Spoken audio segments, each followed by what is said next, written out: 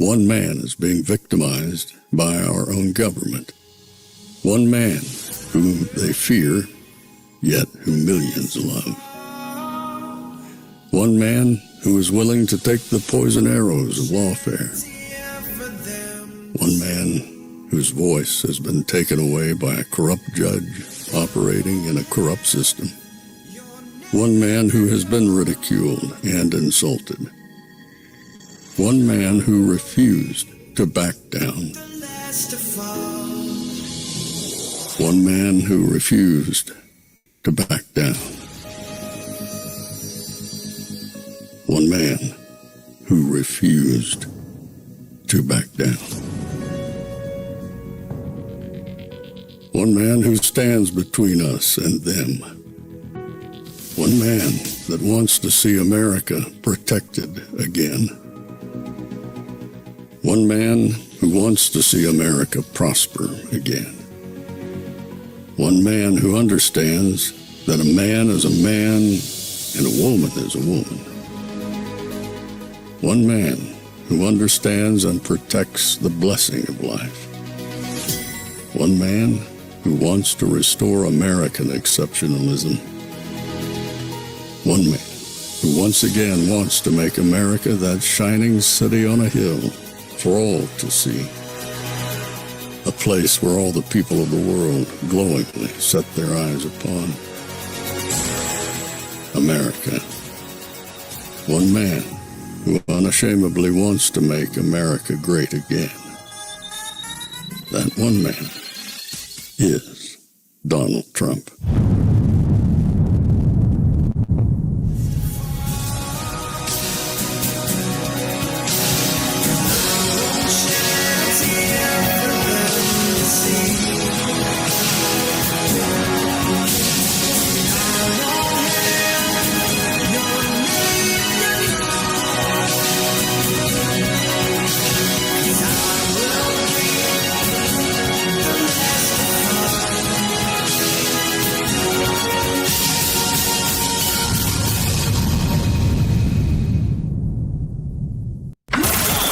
This is Fanfare with Barry Cunningham.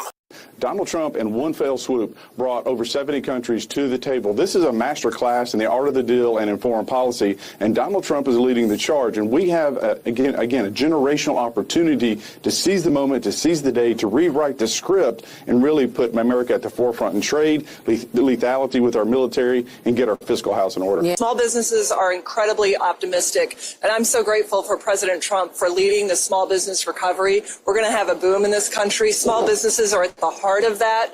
It represents 99% of all businesses in America. 34 million hardworking small businesses. They create 2 out of every 3 new jobs, not just on Main Street, but in our factories and our farms across this country. And we have to support our small businesses. That's why I'm highlighting them this week. Well, I want to be very careful, obviously, not to get ahead of President Trump. So let me just say a couple of quick top lines. First of all, this is just the first of what will be many new and better opportunities as President Trump realigns the world economy around putting America, and from my perspective, American agriculture first. And really the fact that UK is our very first deal. And today, Maria, I don't know if you know, but today is the 80th anniversary of the VE Day, the day that the Germans surrendered to the Allies in World War II. So for a lot of reasons, today is an incredibly special day, but it's also the next step of a new day for America around the world. And I know the president will talk more about it at 10 o'clock here at the White House. I'll be there with him. We can add some more details then, but it is a very, very, very important step, again, as we're realigning and opening up markets around the world for our American products. Yeah. President Trump announcing that the U.S. will strike a trade deal with the UK, and moments ago he posted something additionally. The agreement with the United Kingdom is a full and comprehensive one that will cement the relationship between the United States and the United Kingdom for many years to come because of our long-time history and allegiance together. It is a great honor to have the United Kingdom as our first announcement. Many other deals which are in serious stages of negotiation to follow. Exactly. This should be an amazing day for America. And of course, I'm going to show you, they're already poo-pooing it. They're already saying, oh, it's not that big of a deal. Then you remember last week they were complaining that he wasn't going to have any deals, that tariffs were going to be the end of the United States economy.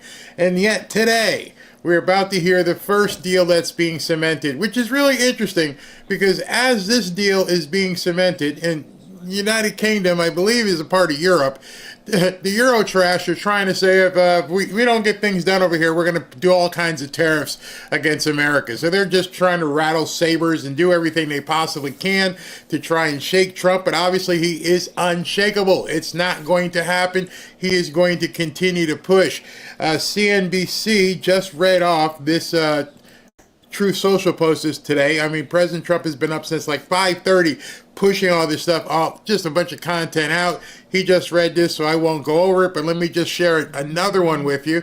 This one was from last night, or no, this is again from 6:30 this morning. Jerome Powell's a fool who doesn't have a clue. Other than that, I like him very much.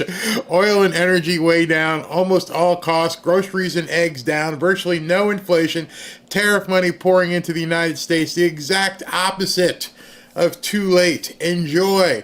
And I love how he put the little phrase at the end there, enjoy.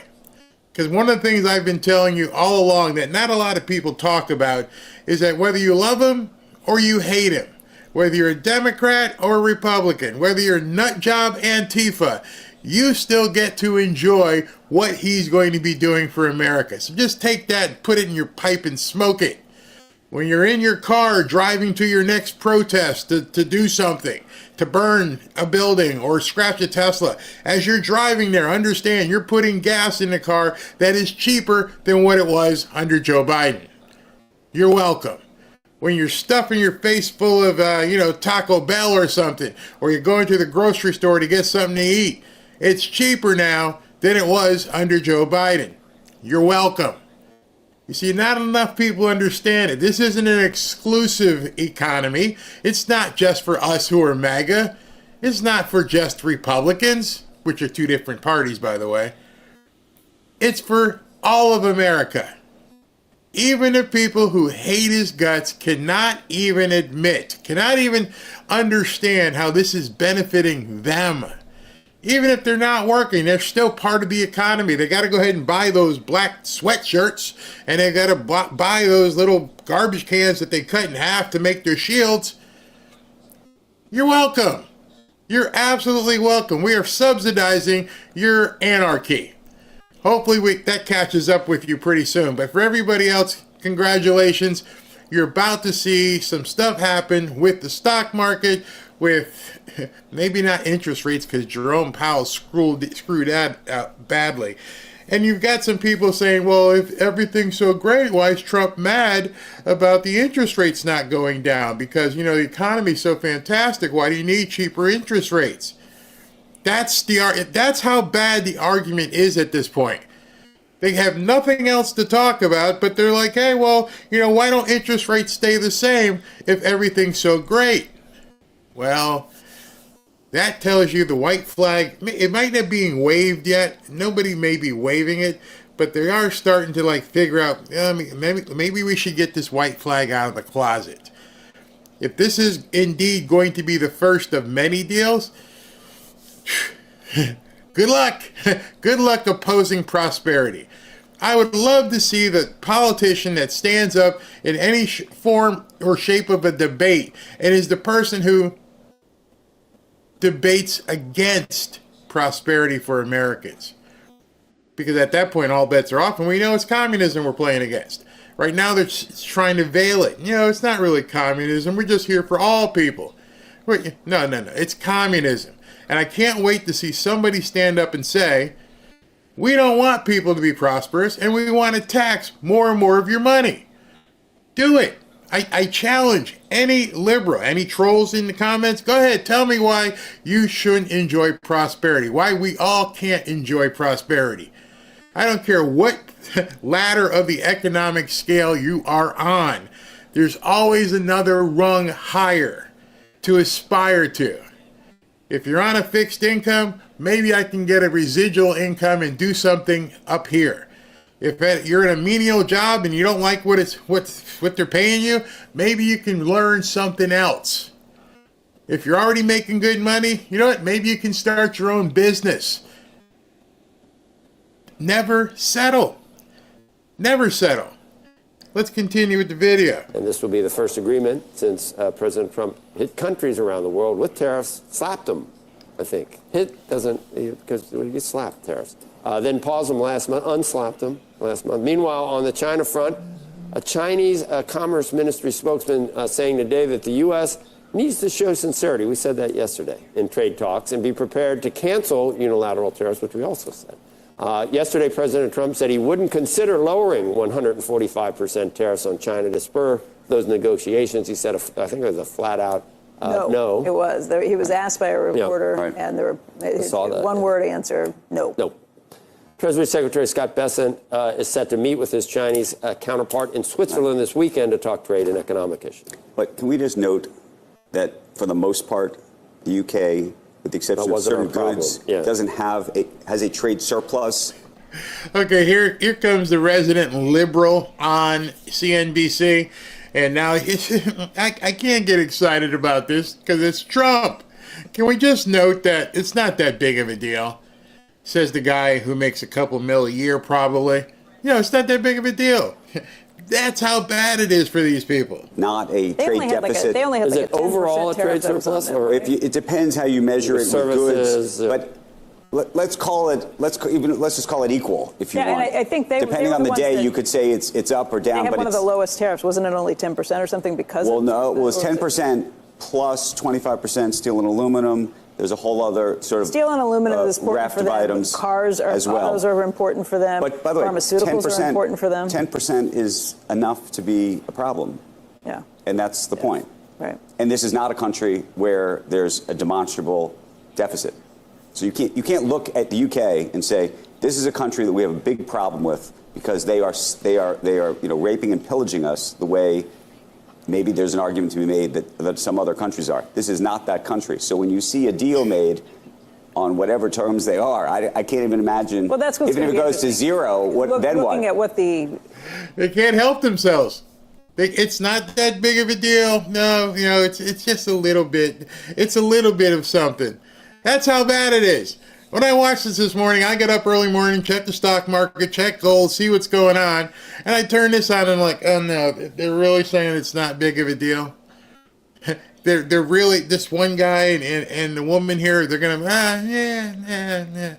I know I make $1 million, but you little people, it's not that big of a deal for us. Wow. The contour of this map is, right? If it's used as an example for other countries, right? Maybe they'll there's some talk about some of these digital rights, right, and things like that. AI has been part of it too. But my only point is, to look at this as a template for anything. You're saying that this is the low-hanging fruit. The lowest of the low-hanging. This is like not even hanging. It shouldn't have been tariff to begin with. Right. All right. So let me ask you a question. If you're hungry, and you've been, food has been withheld from you. And you walk past, like in my backyard, the mangoes, which are starting to bloom very well. And you walk past that and you're like, it's low hanging. I know it's going to nurture me. I know I can eat this, but it's low hanging. I shouldn't even want the low hanging fruit. You see how stupid this sounds?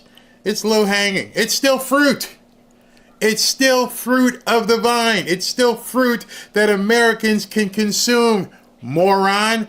Does it have to be the higher arching stuff? Can we start someplace? Can we grab the low-hanging fruit? And by the way, if it was so doggone low-hanging, why hasn't Joe Biden done it in 4 years? Tell me why. If it was right there for the taking that anybody could reach because it was so low-hanging, tell me why your people didn't do it. So you can't have it both ways. You can't say this is low-hanging by correction because that's what President Trump is doing, but then say at the same time, yeah, my guy didn't do anything. He didn't do dick. He was old, demented, and he just said the low-hanging, forget the low-hanging. Don't worry about the low-hanging. Let's worry about bringing in the newcomers. When you digest what people say, they give themselves away very easily. I would gladly go out to my mango tree, and the first ones we're going to pick as they begin to ripen. I'm not getting up on a ladder and going up for the one that's at the top of the tree. I am going to grab the low-hanging mangoes. And Robin is going to chop those up and put them in the freezer, and we're going to enjoy the low-hanging fruit. We're going to consume it, and we're going to like it. These people don't make any sense, and they're just trying to poo-poo on anything. And I'm pretty sure there's a lot of people in this country who would love to consume low-hanging fruit. Like when we tariffed, what was that island that doesn't produce anything that we have no trade with? Right. Basically, if on a mathematical basis, it's almost the equivalent. The cynics on Twitter are saying it's reversing a self-inflicted move that didn't make sense in the first place. That's true too. Well, that's what the cynics are saying. I'm looking at you, but that's what the cynics are saying. Market's pretty smart. Maybe it's misguided. Could close lower today, but market likes it so far. Let's see the details. Well, I think we find out at 10 a.m. Eastern time. I think you look for what's most likely. Most likely those trade deals are going to come from leaders that he's more comfortable with, and he certainly, again, says he's very comfortable with Keir Starmer. Yeah, no question. Well, it's very interesting that CNBC, their liberal analyst on their platform, was kind of poo-pooing it. And this liberal platform finally had the guts to come out and say, yeah, it's a good deal. For President Trump, diplomacy is very personal. I mean, there's the degree of that for most presidents, but this one in particular, it's really whether or not he likes you. We know there have been foreign leaders he very much did not like. He did not care for Prime Minister Trudeau of Canada. But this is going to be a political win for the White House, Mika. President Trump up very early this morning, posting around 5:30 in the morning. We've heard from him a couple times already today about this. They're going to have an event at 10 o'clock. He's going to hold a news conference along with it.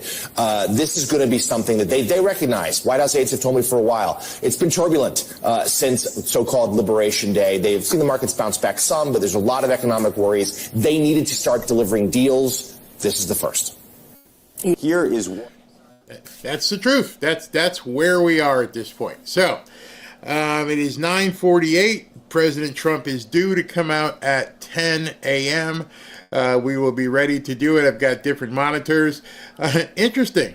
President Trump also posted this, which is great. What time did he put this one out? This one was at 6:15 as well.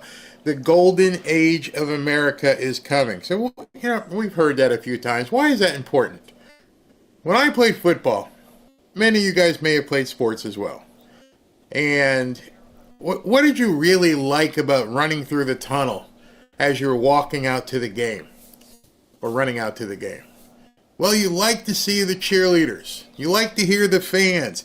You like to get pumped up. You like someone there in the locker room. The coach is telling you the pregame. Even though if you think you're going to get butt stomped by the other team, it feels good to have your head coach tell you, you can do it today.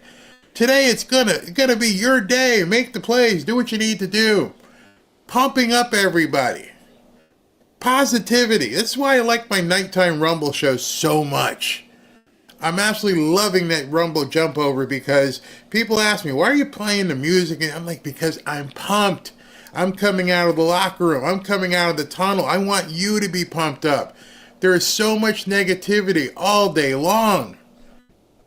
Even with the good stuff, people seem to find the negativity. I am sick of it. And I told you, I was starting to get a little bit bored. Now I'm re-energized. I feel like the nighttime show or the end of the nighttime show, I feel like it's a variety show. Tonight I'm going to talk some movies as well. And by the way, if you want me to play some music that you like from back in the day, go ahead and put it in the chat. We'll look at it and see if I can't find something that makes people happy. But the whole idea is now, let's start being positive. And when I see stuff like this from President Trump, that's exactly what he's saying. Remember the message he gave, I forget which speech. Enjoy your life. Enjoy life. And so the videos that I'm posting at night and we're watching it and I'm seeing people in the chat going, oh my gosh, I haven't thought about this, because it takes you back. When you see these performances and you hear these songs, and it takes you away from the crap that we're seeing and men getting cornholed on subways by illegal undocumented people. And you're like, oh my God, what's wrong with society? And you see these people that talk to Scott Besson who have no clue what they're doing, and having someone, whisper in their ear, ask him this question. And we see it all day long on CNN. Well, you probably don't. I do. And I think to myself, I got to do something different.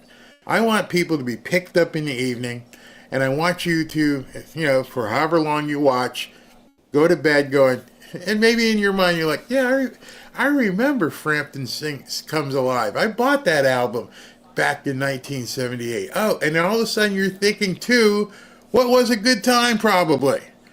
If you're about my age, those years were fun.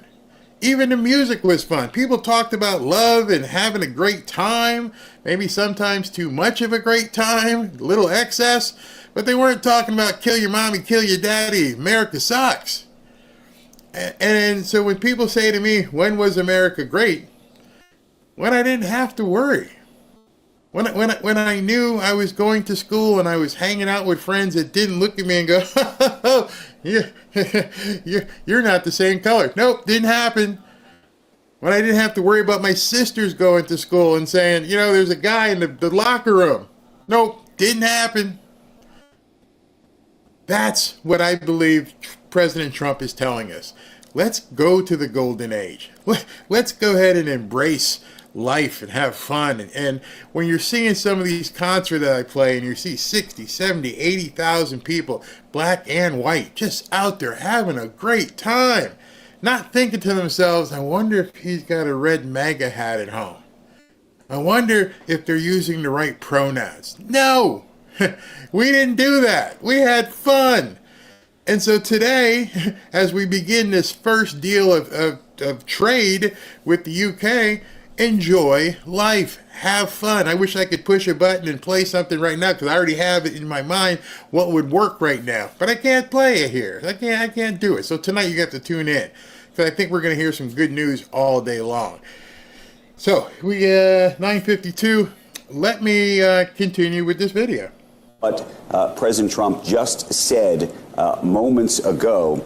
President Trump taking to Truth Social saying, too late, Jerome Powell, that's what he's now nicknamed, Jerome Powell, too late, is a fool, he says, who doesn't have a clue. Other than that, I like him very much. Oil and energy way down, almost all costs, groceries and eggs down, virtually no inflation, tariff money pouring into the U.S., the exact opposite of too late.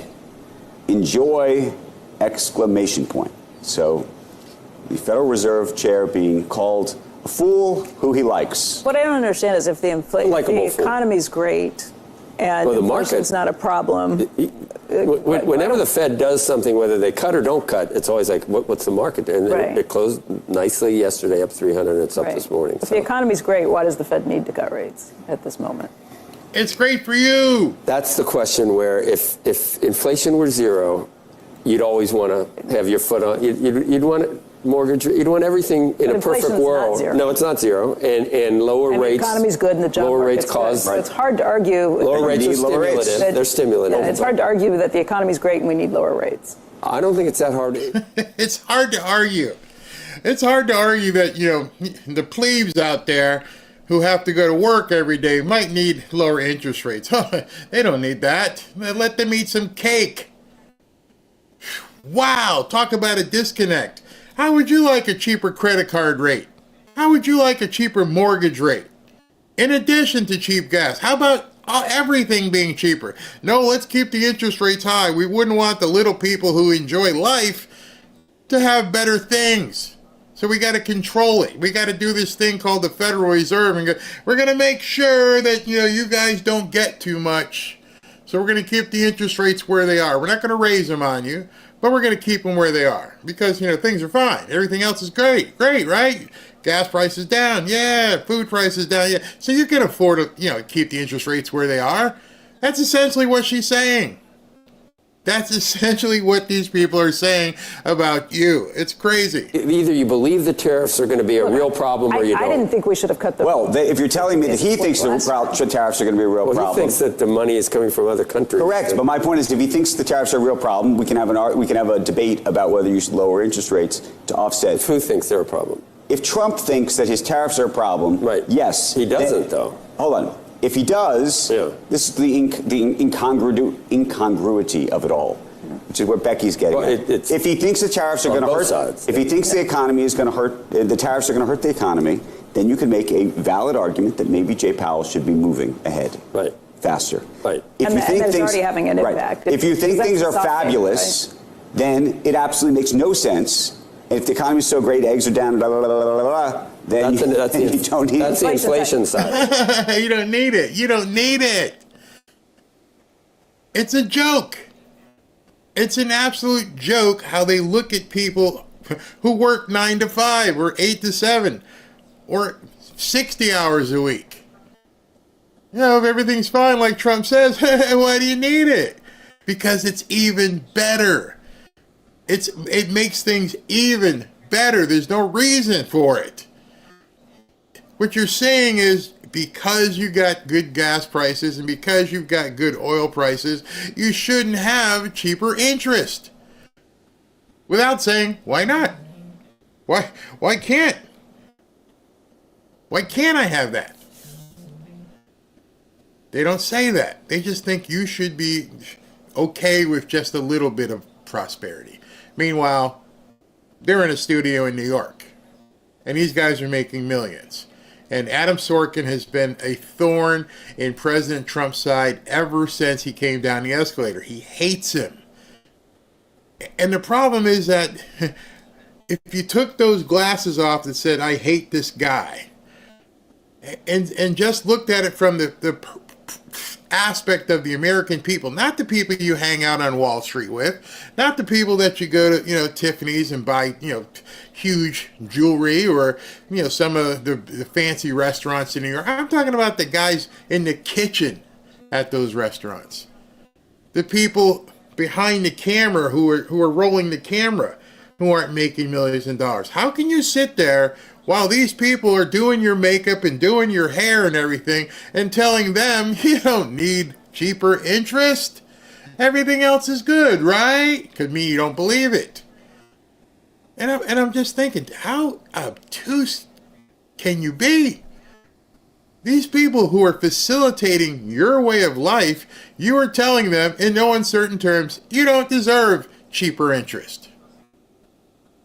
That's a huge disconnect with liberals and MAGA, is they think of themselves. We think of each other. That's why I talk about finances so much here. It's not about how much money I'm going to make. I know what I'm doing. I know we're going to buy houses. I know the different things with the real estate and passive income we're doing. I know we're buying gold. What are you doing? And has anyone ever cheered you on and said, come out the tunnel, you're going to win today? Hey, Joe, you can do it today, man. You can learn AI. You can learn this stuff. You can make some money out there. You can find prosperity for your family. Come on out the tunnel. You're ready. You can do this.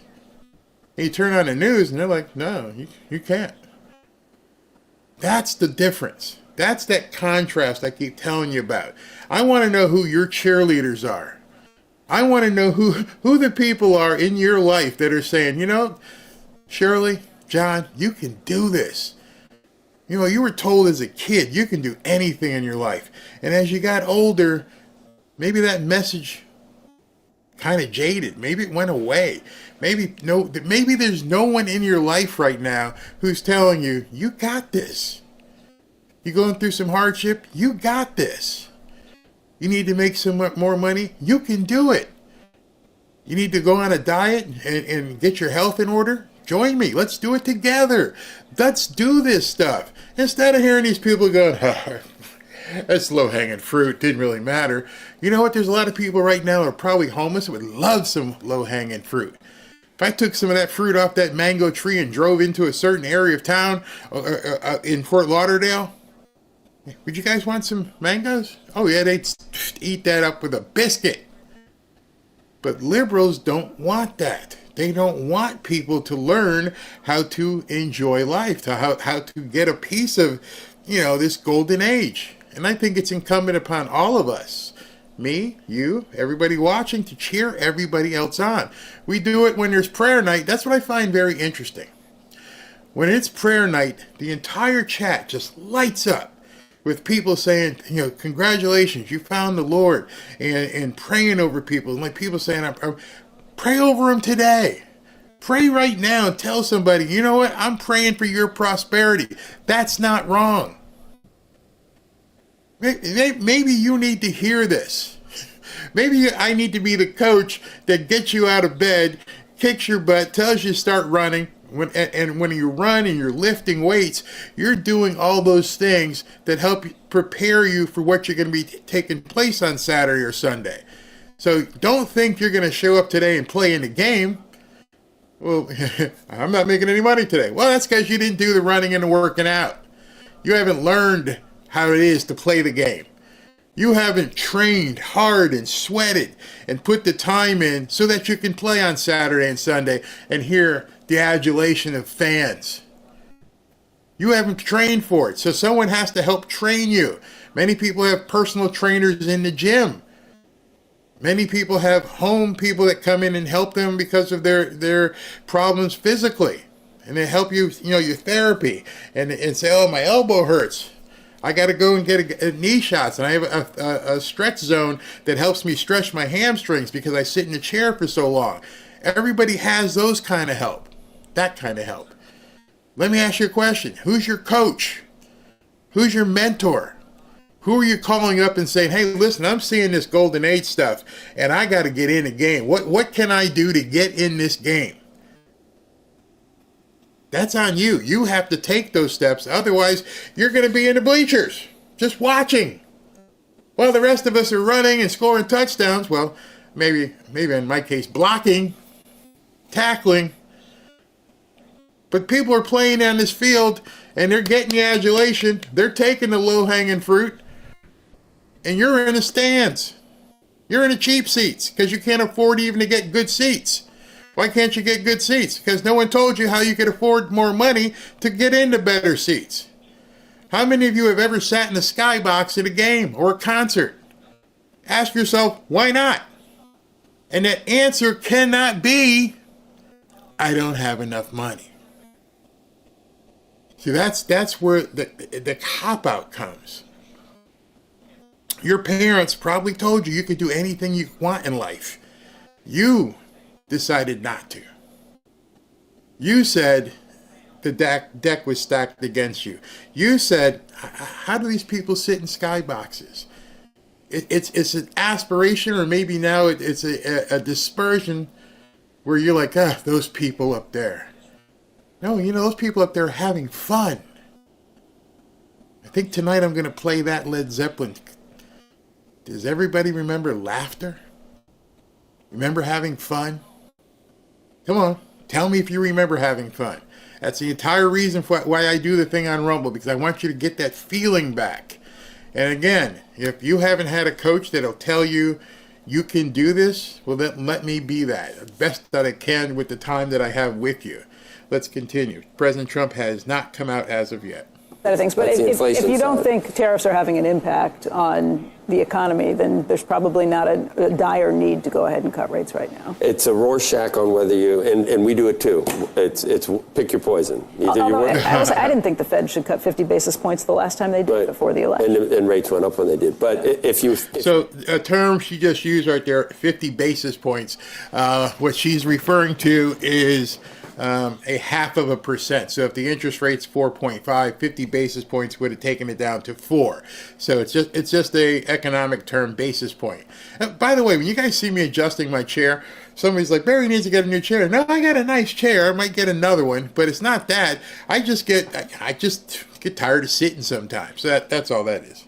Nope, still hasn't come out. Purely we're looking at inflation. You would think that the Fed could cut. And in the back of his mind, When he was asked, will there be a recession, he said, I can't rule it out. Okay. And there's been the vegetables with the dessert. You got to eat your vegetables near term. So there are at least voices in his administration that are saying that you need to, Elon Musk, you may need some near-term pain to rebalance trade.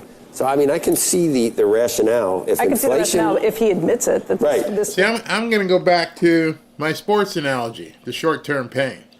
I just said it to you. I literally just said it to you. You're not going to play in the game until you get your training in.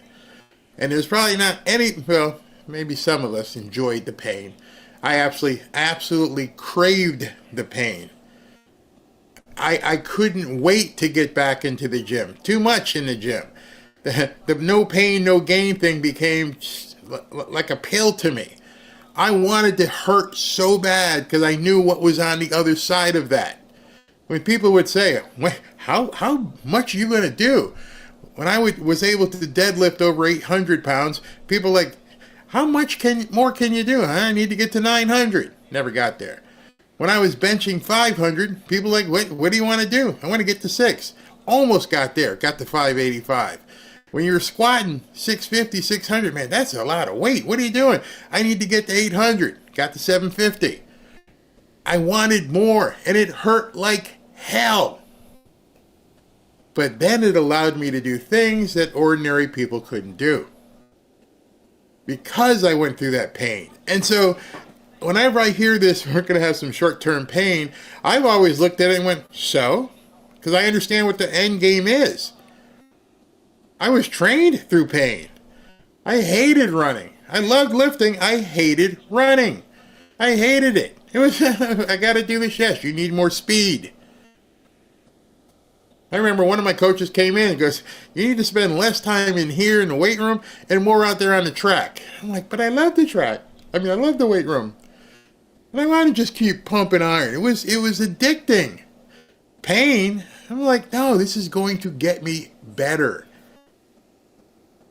People who complain about pain, whether it be economic or physical, as long as it's, not something that's broken or in that regard, but pain of muscle memory, pain of building yourself up, shouldn't be considered pain. It should be considered the price tag. I'm willing to pay by burning my muscles and taking things into fatigue so that I can be better. And so at this point, it's the same thing with these tariffs. Oh, it's going to cost more? Yeah.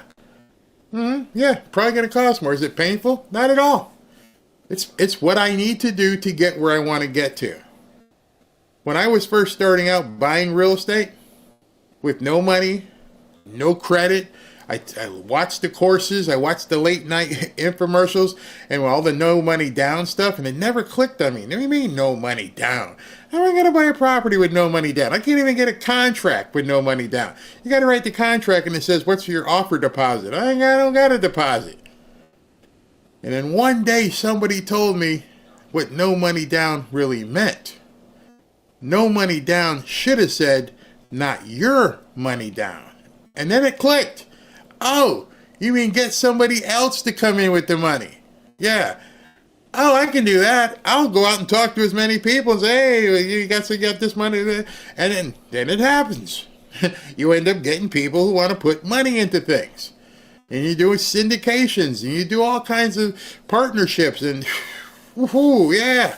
That's what I wouldn't have known that if I didn't go through the training. Of going, I don't have anything. How am I going to start this? I want to do real estate. I see these guys on the boats and stuff in the infomercials, but what they don't show you is what they did beforehand. That's why the Rocky movie was always so fantastic to me. We see the guy in the ring, and he, millions of people on television, and Don King out there with his thing, and it's like, rah! And you don't realize how hard they train to get in that ring. And then you saw Rocky. You're like, damn, you got to do all that just to get in the fight? Yeah. The fight, any athlete will tell you, the game is the easiest part of the sport. Sundays and Saturdays were easy. It was a short period of time, go all out. You've trained, you've exercised, you've strengthened yourself, where Saturdays and Sundays was all strategy. Everything else was muscle memory. You didn't have to worry about blocking this guy or tackling this guy or running after. That was all embedded. That was baked in. I didn't have to learn how to tackle the guy during the game because we spent weeks and months hitting each other over and over and over again. The pain that everybody says. You know what the pain is of running as fast as you can into another human being? Most people don't. And sometimes that human being is my size or bigger, and they're real, bam, ooh, yeah, okay, now let me shake off the cobwebs on that one. I was in Little League, of course, a long time ago, and we were having our end of the season banquet. And our end of the season banquet was just funny. We were getting our trophies because there was no participation trophies. You actually had to win something back then. And we were getting our trophies and MVP stuff and all. Oh, it was great. We're a little 9-10 in the room. Like, we're badass. And a guy comes in to speak. I don't even remember his name, but I remember the story perfectly.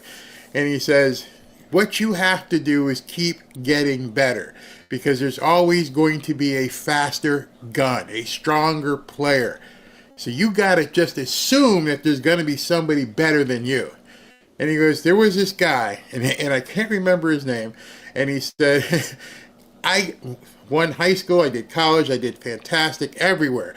I get signed by the Mets. I go there in spring training, and when I get into spring training, I'm just a stud. And during spring training, they said, Nolan Ryan's going to be pitching today. And he's like, yeah, Nolan Ryan, whatever. And what the hell was that missile? In practice, Nolan Ryan was throwing 100 miles an hour. You're like, I've never seen anything like that before. Second pitch. Is this real? Is this really happening? This is what the guy said to me. And he said, the third pitch, I get in, and I'm like, this isn't going to happen. I'm not going to strike out on 3 pitches. And he said, I dug in, and the next pitch hit me square in the shoulder, almost in the middle back. And Nolan Ryan's out there laughing as I'm writhing on the ground. And he just looked at him. He goes, welcome to the big leagues. He hit him on purpose with a 100-mile-an-hour fastball in a place he knew wasn't going to damage him, just to let him know, I'm effing Nolan Ryan. Don't crowd the plate on me. And he goes, that was my lessons. There's always going to be somebody out there gunning for you. And so, a little walk down my memory lane there. And if you guys don't know who Nolan Ryan is, I'm sorry, but he was a Cy Young pitcher, Hall of Famer who could throw one of the most amazing fastballs you'd ever want to see. 100-mile-an-hour plus ball coming at you. So, and there we go. Let's continue. I'm sorry for digressing. This could hurt the economy, right. So we want lower rates. They've kind of admitted, and he did say there might be near-term, could be a recession. Then I think when he said that, and it got all that press, and he hasn't said it since. Yeah. I don't think. But I would look at the market response to what the Fed did and be happy. Sure. Like a gift horse in the mouth. First of all, every day is Skilled Labor Day, or at least it should be. Secondly, you can see it in virtually every number, but the numbers are confusing. You know, you've got, at this point, I think it's 7.6 million open jobs. Most of them don't require a 4-year degree. And the feeling, and I was at that energy conference with Governor Perry a couple of weeks ago, and he's so right. This is at the absolute top of mind. Every CEO who was there, talking, whether it's AI or data centers, it all trickles down to skilled labor. Gen Z got the memo in some way, shape, or form. And you can see it. The 4-year degrees are trending down in that cohort, and there's a lot more interest in electricians and plumbers and steam fitters and welders and pipe fitters and the stuff my foundation has been focused on for 16 years. So yes. To me, that's amazing. Normal people are realizing I'm going to spend $50, $60, $70, $100,000 a year at some indoctrination unit called a college. I'm going to get this degree. I'm going to start my race with basically weights on my back. You know, probably unless you play football, basketball, or get some sort of college, You're going to start with this anchor on your back before you even hear the starting gun. 60 and multiply that's 1 year. I mean, if you're in college for 3 years at one of these schools that even charges $50,000 a year, imagine being 22 years old and starting out with, I don't know, $200,000, $300,000 of debt. You're done. The way this is working, unless somebody does eventually forgive student loans, which is incredibly stupid. You took the loan. That should be your first lesson of adulthood. You put your name on a piece of paper. You gave them your word. I will pay this. That's your first lesson as you cross the portal from idiot to adult. And then you got governments like Biden who want to absolve you of that. Don't worry about it. You don't have to pay. Somebody else will take care of it. Oh, great. Now, so there's other people out there who are like, well, what if I went to trade school? What if I took one of these jobs that Mike Rowe is talking about? What if I did that? Where am I starting? Well, you're starting off with a lot less, or even if you've got to go to a trade school, it might be a couple grand or whatever. But now you're working a job that's going to pay you $60,000, $70,000, $100,000 a year. And it's not pouring coffee. Imagine that. Imagine that.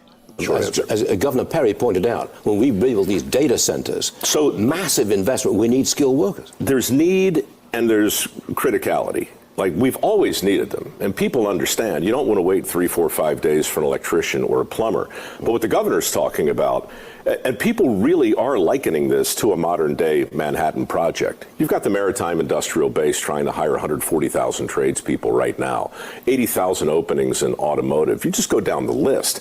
And this is the thing that worries me, too. I'm rooting for the president with the offshoring, the reshoring, the reinvigoration of manufacturing, but we got 482,000 open jobs in manufacturing right now. Is that right? So you create 1.5 million, 2 million new jobs, you've got to come back to workforce. But you've got 7 million men in their prime who are not working. Right. That's a staggering stat. 7 million able-bodied young men aren't doing anything. These are 7 million people that you should be thumbing your nose up and saying, what in the hell are you doing with your life? 7 million out of work, able-bodied men. Not women, just the men. That's astounding. What are you doing to live on? What are you doing to think for the future? You can't play a video game 24/7. Get out of there. It's not real life. Touch grass, as they say. 7 million? Talk about that economy. These 7 million people who not just out of work, aren't even looking. They stopped trying to be a part of society. How in the hell and then we're not talking about the newcomers on top of that. So if you really want to peel that back, his name is Nick Eberstadt. He's an economist, and he wrote a book called Men Without Work. He would love to sit here and crunch the data with you. But that, to me, is one of the greatest alarm bells going on in the country. We've never seen that before, not in peacetime, anyway. So these are able-bodied men in their working ages, not only not working, but not looking. So compare that to the open positions, and then just sprinkle on $1.7 trillion of student loans that are still outstanding.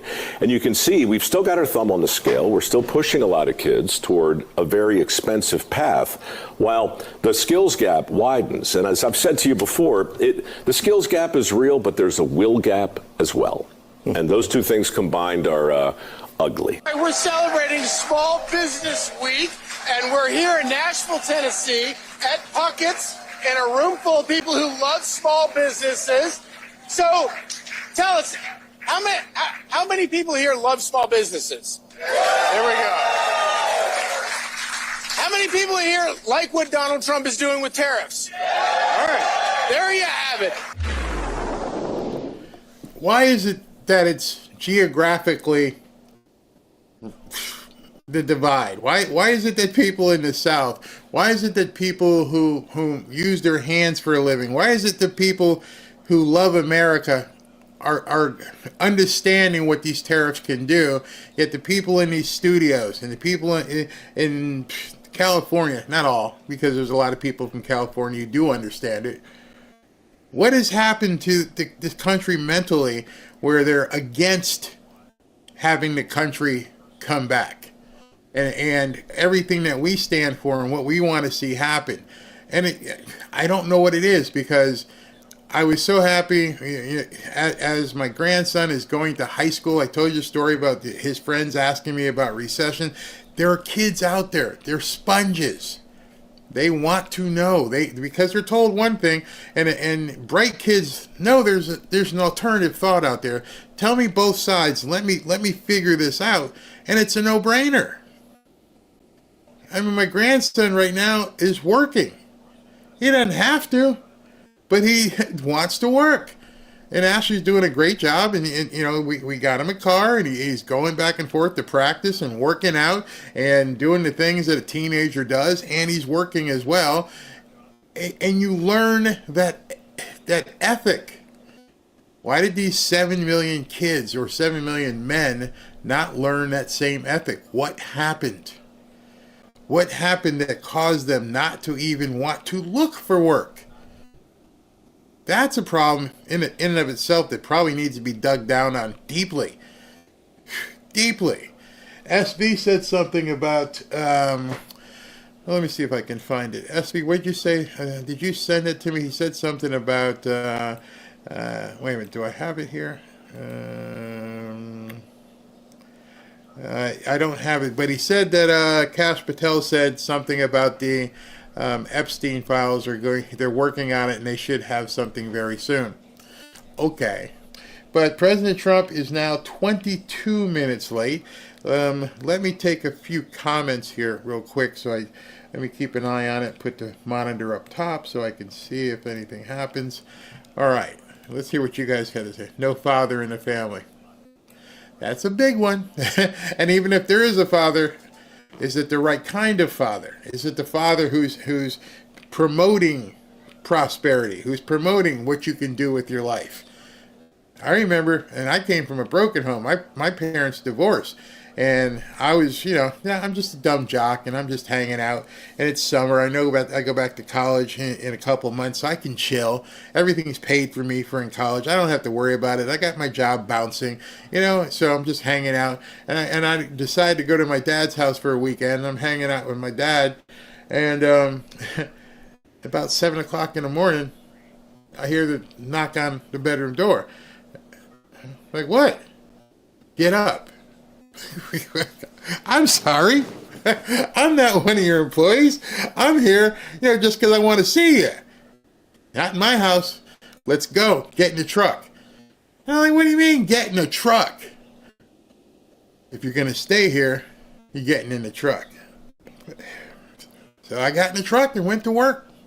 My dad said there's no time for sleep. You sleep. There's an old saying. Even my boss down here in Fort Lauderdale used to say it. Sleep when you're dead. Yeah. What do you mean you're going to just hang out and sleep during the day? Get your ass up, get in the truck, let's go. And even though went to work. I didn't do anything, but mere fact that I was out there with everybody else. That's what he wanted. My son's not laying home in the bed. Nope, ain't going to happen. So, yep, get up. Maybe you guys probably know it too. I mean, my dad was a military guy, so it felt like reveille. I'm surprised he knocked on the door. I'm surprised he just didn't walk in and get up. I'm like, yeah.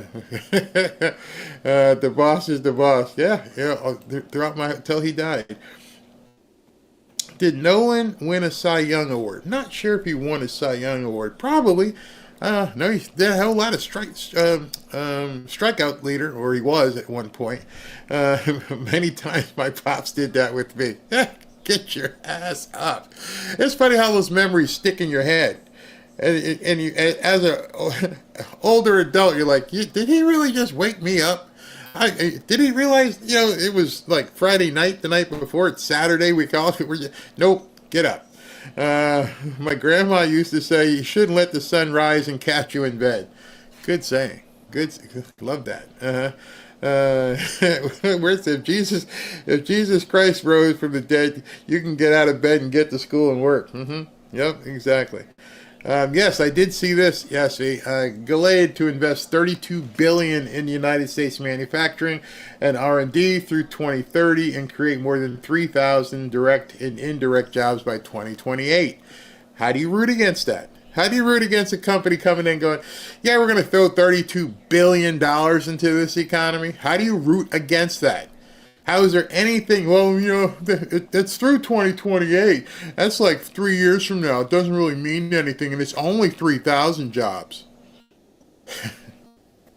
That's what they'll say. That's what they'll say. If we didn't get up out of bed, my dad would drag the hose in. Robin said her mom used to come in with, just like in the movies, and hit the pot and pan, tell her and her sister to get up. There was no such thing as sleeping in on a Saturday at my mom's house. Every Saturday was pretty. So, as you guys are responding to this, you guys, we're about the same age, some of us. You went through the same life experiences. What the hell has happened? What has happened now, some, whatever years later in your life, that you're looking at these kids going, I don't get it. Till my mom passed away a few years ago, even as a married adult with children, if I would walk into her house and swear, it would be like the earth stood still. It would be like all the... What did you just say? I'm like, oh, man. I'm sorry. We don't have that now. You got kids walking around, F you, Mom. Wow. If I was around somebody and I saw them swear at their mom, I would probably duck just out of built-in memory. Go, ooh, it's coming, right? Nothing happened to you? Ooh, wow. How did you do that? Yeah, parents are weak and afraid of their kids. Yeah, sorry. Wow, I used to get up at 4 a.m. to go to work with my dad. Your dad was probably military too. Yeah, I was a farm slave before school. Guess what? I'm looking over at the monitor, still waiting for President Trump, but it looks though there's a hearing going on. The hearing that Kash Patel was at yesterday, when he was answering questions about getting the budget. For some reason, it's turned into a 2-day ordeal, and I just noticed it was on. So I'm going to put on so you can hear some of the questioning of Kash Patel while we're waiting for President Trump to get on stage. All right, so this is going to be Kash Patel answering questions from a Senate panel. Take a listen here. Remember how many dozens of pounds of fentanyl that was heading to an Indian reservation. So you have my commitment that we will not forget it. Well, thank you for that broader commitment. As you know, of course, we don't have reservations in Alaska. We don't have the same type of tribal law enforcement presence. So some unique aspects of it. My understanding is that the Alaska field office in Anchorage, along with the 2 satellite offices that we have, one in Fairbanks and one in Juneau, they have one FBI victim service coordinator to communicate with these families. This has been part of the problem. It's radio silence out of the agency. They don't know whether a case is being pursued. They hear nothing. So I would ask that you look, as you're looking at your budget, to make sure that the FBI does include support for victim service coordinators on this. It's a gap that is missing right now. Very quickly, we also talked about the fentanyl crisis in Alaska. We're the one state that is tragically going the wrong way when it comes to fentanyl deaths. We had a 40% increase in fentanyl deaths in 2023. So you had indicated that you were going to be doing aggressive work here. We need to be doing more, and I've shared that it ought to be easier to intercept drugs coming into Alaska because they come by airplane, they come through the mail, and they occasionally come in by boat. Maybe a little bit driving across through the border. But we've got the ability to do the interception, and right now our numbers are not going down. I just ask for your continued commitment with this. We know we're seeing FBI partnering with ICE for arrests and detentions of immigrants in Alaska. Folks are asking me, they're saying, are we using FBI resources, redirecting them from the fentanyl crisis to perhaps pursuing those who have been targeted immigrants, even though they're not violent criminals? So I'd love to have further conversation with you on some of these Alaska specifics, but we got to start turning that corner on fentanyl. Yes, ma'am, and I think you know this, and we're sending a plus up to Alaska in part of this movement out to the field, and we'll look to address those specific issues, and I will work with you in your office to make sure that Alaska is not forgotten and that we emphasize it. Appreciate it. Thank you very much. Senator Peters. Thank you, Mr. Chairman. Director Patel, welcome to the committee here. Hello, sir. Director, I've long been a supporter of Project Safe Neighborhoods. It's a program that brings together all levels of law enforcement in the communities that they serve to make our neighborhoods safer for everyone. These successful networks often work very closely with the FBI. In fact, in Michigan, just last year, the FBI played a key role in cases brought as part of Project Safe Neighborhoods, including 2 cases involving convicted felons possessing firearms with high-capacity magazines. Under the law, broad bipartisan support that Senator Cornyn and I wrote and passed back in 2018. Funds for this program, though, are locally controlled. Local control is a big part of it to address the problems that are identified locally and then addressed accordingly. This includes local police departments in Michigan, the things that they're dealing with day to day on the ground. And the current statute actually emphasizes local control to every extent possible. So I was concerned that the Trump administration seems to want to bring these funds under national rather than local control. Earlier this year, the acting Deputy Attorney General issued a memo in which he directed the program should establish a national initiative to focus on immigration-related prosecutions. So my question for you, Director, can you help me understand how the Trump administration believes it has the authority to direct from Washington how these local funds should be used?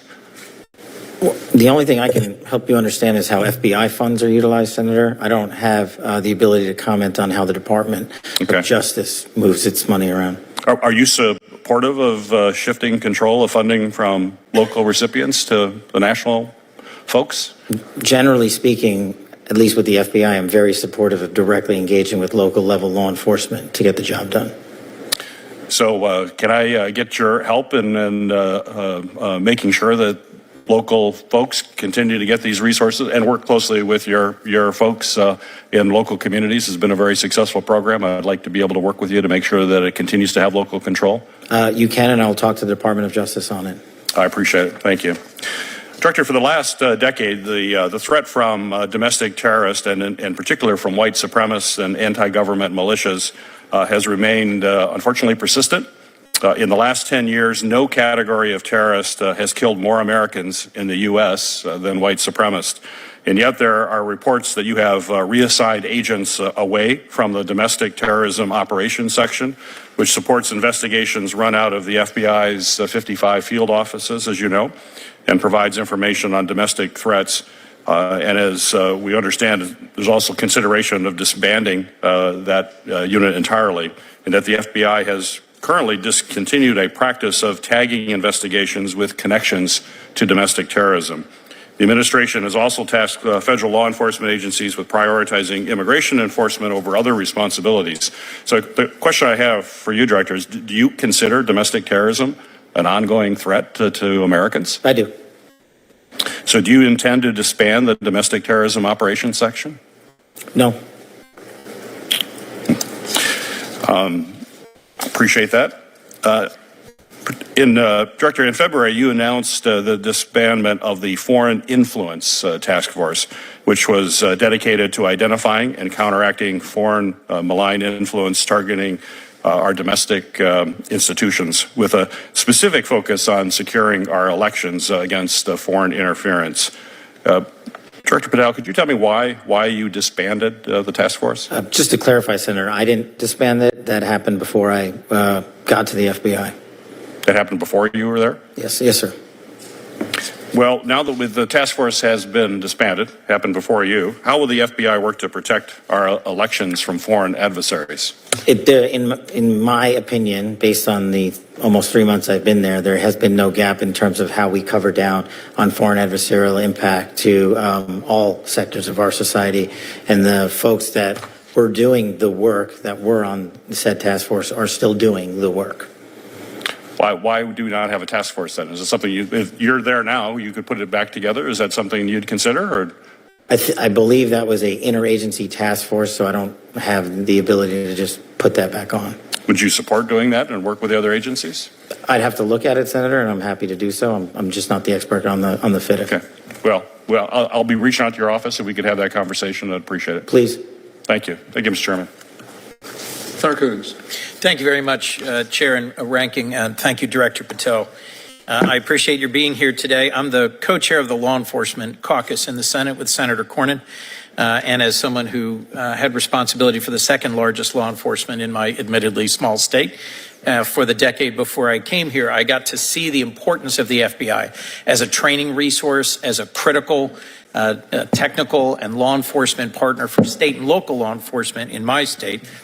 Just this past year, in November, the FBI and Delaware law enforcement successfully investigated and arrested an individual who was leading a human trafficking ring. Just a reminder of how federal, state, local partnership can make a huge difference. We're here at the Appropriations Committee. As best I understand where we are, you have not submitted an appropriations request.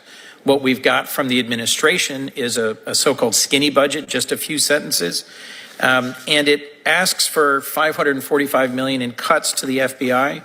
I believe you testified yesterday to House appropriations that you would request $11.1 billion. The administration's request is $10.1 billion. I'm familiar with the dynamics of differences between what agencies could productively use and what administrations request. But I'll be blunt, I'm concerned about the trajectory the administration has taken on funding law enforcement. DOJ cut through the Office of Justice Programs at DOJ 365 grants totaling more than $800 million. And they were not all DEI or climate change or things that didn't support the president's agenda. They cut grants that aided victims of crime, violent crime investigators programs combating child abuse. I am not in any way suggesting that you were responsible for that. I'm just saying there seems to me to be a tension between those of us who want to robustly support federal law enforcement and the absence of any request from you here today. Will you return to this committee for us to have an appropriations hearing once there is actually a budget request from the FBI? I will speak to, this being my first go-around, Senator, I'll speak to the Department of Justice and circle back with you on that. Please, because bluntly at your confirmation hearing, you answered questions from Senator Padilla, Senator Britt about the urgency of retaining your workforce, investing in training. I believe you testified yesterday that if the budget request submitted by the administration was enacted, you'd have to lay off 1,300 agents. Is that accurate? There's a little more nuance to it than that. The folks that have taken what we call the fork in the road initiatives have filled that number in terms of how many would have to be quote unquote laid off. And then there's the leave federal service, which is an important reduction in the force that you have available to you to fight crime. Right. But those folks have already entered that program or are in it now. I look forward to getting an actual appropriations request from the administration and to going over it with you. Let me just renew one other specific question. Eligibility for the FERS annuity supplement. FERS is the Federal Employees Retirement System. If in fact the reconciliation bill that the House Oversight Committee is considering removes eligibility, this would deprive thousands of agents of tens of thousands of dollars a year in earned benefits and would have a real impact on early retirement and on recruitment and retention. What are you doing about this threat to the FERS retirement benefit eligibility? Senator, one of your colleagues asked me a similar question, and I will get back to you on that, specifics of what's happening with FERS. One of my top priorities, as we discussed before, is preventing IP theft, particularly from the CCP. They've been particularly aggressive at stealing America's inventions and innovations. I was pleased to see you reference this in your testimony. What's the FBI doing to address threats to American inventions and innovation? And would an increase in funding allow increased efforts in this area? Taking that in reverse order, with more money, we can do more, Senator, put simply. But when it comes to all things CCP, it is, if not the number one priority every day, it's almost the number one priority every day, especially when it comes to what they're stealing from us, both on the IP side and the agricultural side. So we have rededicated more FBI personnel to investigate how they are doing that. And I'm also working with both the private and public sector engagements, because we don't at the FBI possess the capabilities alone to suss out what they're doing and how they're doing and blocking it. So well, that's something I think is a critical and important initiative for you and for your agency. We also talked about FISA reform. In April of last year, the Senate reauthorized FISA Section 702 for 2 additional years and codified some of the FBI's internal reforms. And those reforms were a big reason why, for the first time ever, I voted in reauthorization of Section 702, about which I've had some real concerns. Can you give us some update on the FBI's implementation of these reforms, and tell us what changes to Section 02 you might anticipate requesting when it comes up for reauthorization next year? I can tell you that we have been, as a former terrorism prosecutor and a member of the IC who has used 702 successfully, and as a former public defender who has stood up for violations of civil rights and constitutional violations, it's a delicate balance for me. I am for the renewal of Section 702 with the modifications that have already been made, and have some ideas about how to make it better going forward. And in terms of how we've ingested the changes to 702 that were put in before I got here, I look back at the statistics, and I'll get them to you, the concrete ones. But I think prior to the changes made, there was hundreds of misuses of 702 internally, and now we have found one, which we believe was an actual mistake. So I think we're trending in the right direction. And I understand the concerns about, 702 queries against U.S. citizens. I also understand the challenge when it comes to search warrants versus lifetime action, and that's something we're just going to have to work with you on. Well, this is an important balance I look forward to hearing from you about and working with you on. You've also testified just yesterday in front of House Appropriations that you are orienting the FBI looking forward. There won't be any actions against FBI agents based on what they did in terms of carrying out assignments to investigate January 6 incidents. During your confirmation, you said there will be no retribution taken by the FBI should you be confirmed as director. James Dennehy, who was head of the New York field office, has been forced out, received no reason for his removal, but had resisted efforts to turn over a list of agents involved in January 6 investigations. That's how I've understood the characterization of his separation. And that sounds to me like politicization and retribution for involvement in January 6th. I just want to hear your statement about where you see any disciplinary actions related to January 6th investigations. Thank you, Senator. With the ongoing litigation related to the specific list, there's only so much I can talk about, but I can tell you this with affirmation. No one on any list will be punished at the FBI. As someone who was given case assignments I didn't want many times over, you don't get punished for your case assignments. You only get punished if you didn't do the job and fail to follow the ethical guidelines and break the law. And that's the standard. The Judiciary Committee recently had 2 career prosecutors in front of them who were dismissed explicitly for their involvement in prosecuting January 6 cases. I understand that's not the FBI. I hope to work with you on ensuring that we orient the FBI forward. In February, I did join all my judiciary colleagues to send then Acting Director Driscoll letters about proposed purges of agents for simply carrying out their assignments. Do you know if you've answered that letter? I'll have to check, Senator. Sorry. I'll tell you that I haven't received a response, and I expect a response. More importantly, I expect a budget and appropriations request so we can do our job as the relevant appropriations subcommittee. Thank you, Director. Thank you, sir.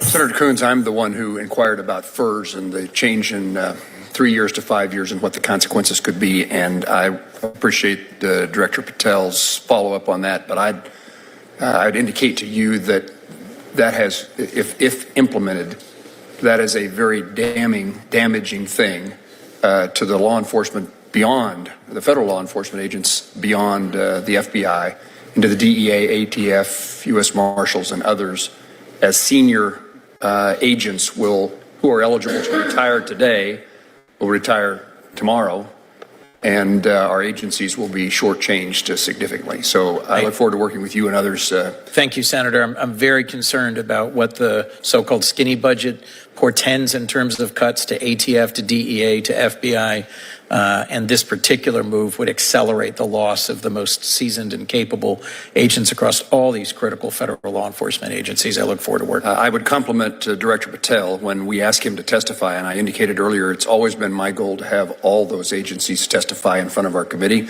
We've done it before at the same time. We'll try to do it at separate times, but I'd like to hear from U.S. Marshals, ATF, and DEA. And Director Patel was diligent enough to indicate he would accept our invitation to testify with the permission of the Department of Justice, which he received.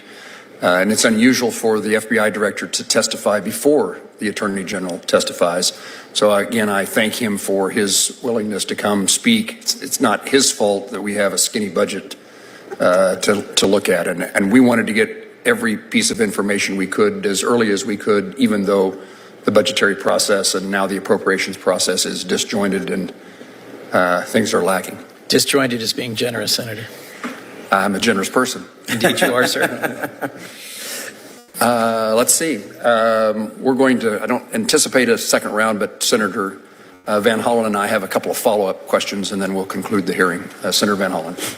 Thank you, Mr. Chairman. And just to pick up on Senator Coons' point, yours, I mean, this is a budget hearing with missing documents. I mean, we don't have a budget for the FBI before us. We have this one little paragraph.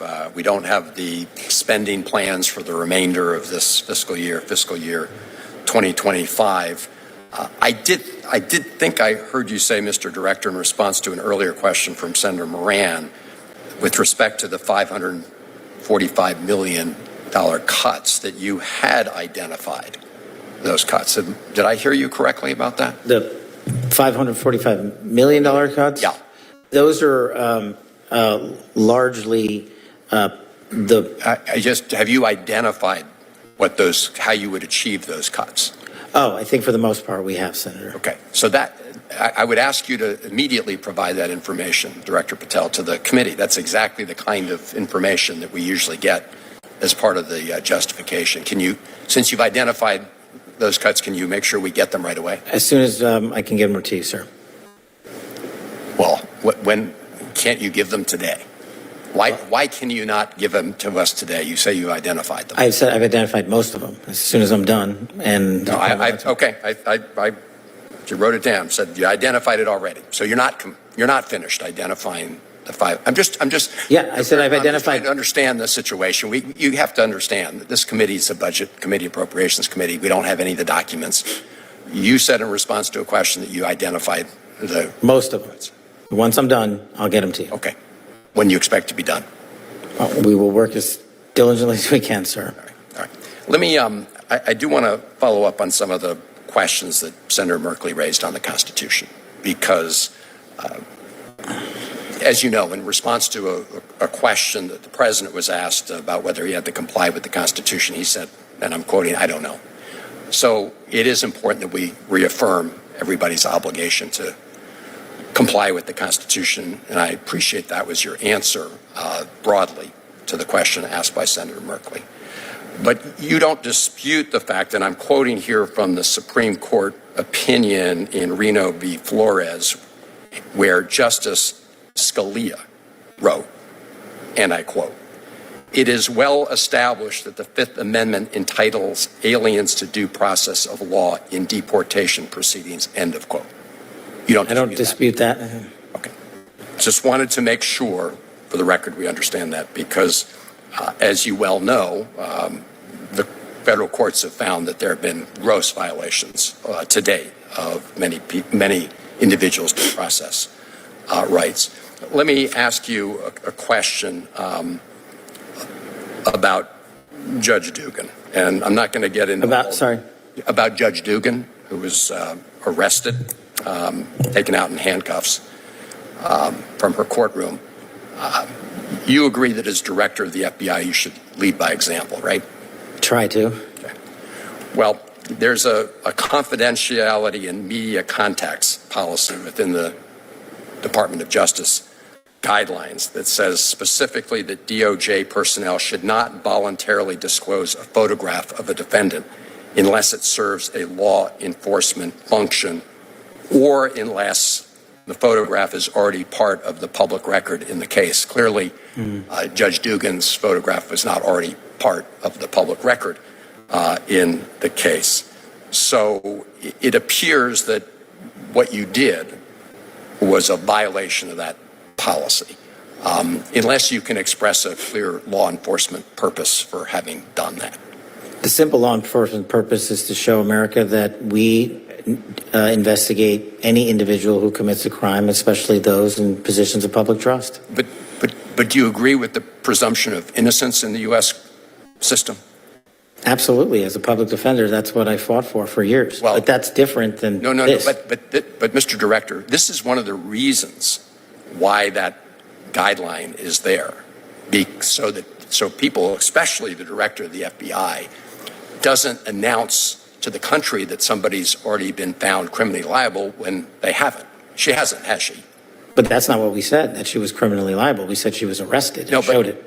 Yeah, we know she was arrested, but the issue is the photograph. I'm asking you, going forward, I hope as the leader of the FBI, you will comply with the guidelines of the FBI that everybody else is expected to follow. I believe I have, and I will going forward. Well, this seems like a direct violation of this guideline. I guess we're in disagreement, Senator. Well, unless you can tell me why that really serves a law enforcement function. So you're going to send out pictures of everybody that's arrested? Agreement with the UK is the first in a series of agreements on trade that my administration has been negotiating over the past 4 weeks. With this deal, the UK joins the United States in affirming that reciprocity and fairness is an essential and vital principle of international trade. The deal includes billions of dollars of increased market access for American exports, especially in agriculture, dramatically increasing access for American beef, ethanol, and virtually all of the products produced by our great farmers. And our Secretary, as you know, of Agriculture is here. Brooke, thank you very much for being here. Thank you, sir. You'll let the farmers know. In addition, the UK will reduce or eliminate numerous non-tariff barriers. And we have a nice hookup. This looks like the kind of a hookup that's not going to be causing any problems. And your voice comes through beautifully here. So I just want to... Oh, that's good. Yeah, it is. You sound great. I just want to begin by saying that this is a very special day because it's Victory Day, World War II, May 8th. And just by happenstance, we have the Prime Minister on the phone, and we were great allies in that. And it's very unusual that the trade deal comes due, and we signed it up on the same day that we had a great victory, the greatest victory of them all. So we are talking more and more about Victory Day because we were a big part of it, and so was the UK. And it's just, I guess, I don't know what you call it. It's just incredible that that day is the same day that we signed a tremendous trade deal for both countries. So I'm going to begin by just adding that we just concluded the rare earth deal with Ukraine. That's been fully ratified and approved by their legislative branches. And so we appreciate that. And I'll be speaking with the president in a little while, a little bit later. And we appreciate that. But the deal is all now signed up and ratified. and we have access to a massive amount of very, very high-quality rare earth. This morning, I'm thrilled to announce that we have reached a breakthrough trade deal with the United Kingdom, incredible country. Today is a victory day for World War II. We won the war together exactly 80 years ago, so there could be no more perfect morning to reach this historic agreement. And it's beautiful weather out. I will tell you that, Keir, beautiful weather. It's so perfect outside. But it's really, in particular, the agreement with one of our closest and most cherished allies.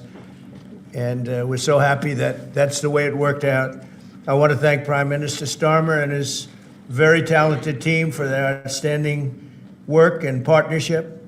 Today's agreement with the UK is the first in a series of agreements on trade that my administration has been negotiating over the past 4 weeks.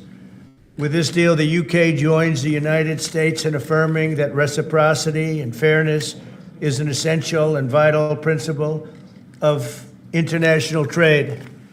The deal includes billions of dollars of increased market access for American exports, especially in agriculture, dramatically increasing access for American beef, ethanol, and virtually all of the products produced by our great farmers. And our Secretary, as you know, of Agriculture is here. Brooke, thank you very much for being here. Thank you, sir. You'll let the farmers know.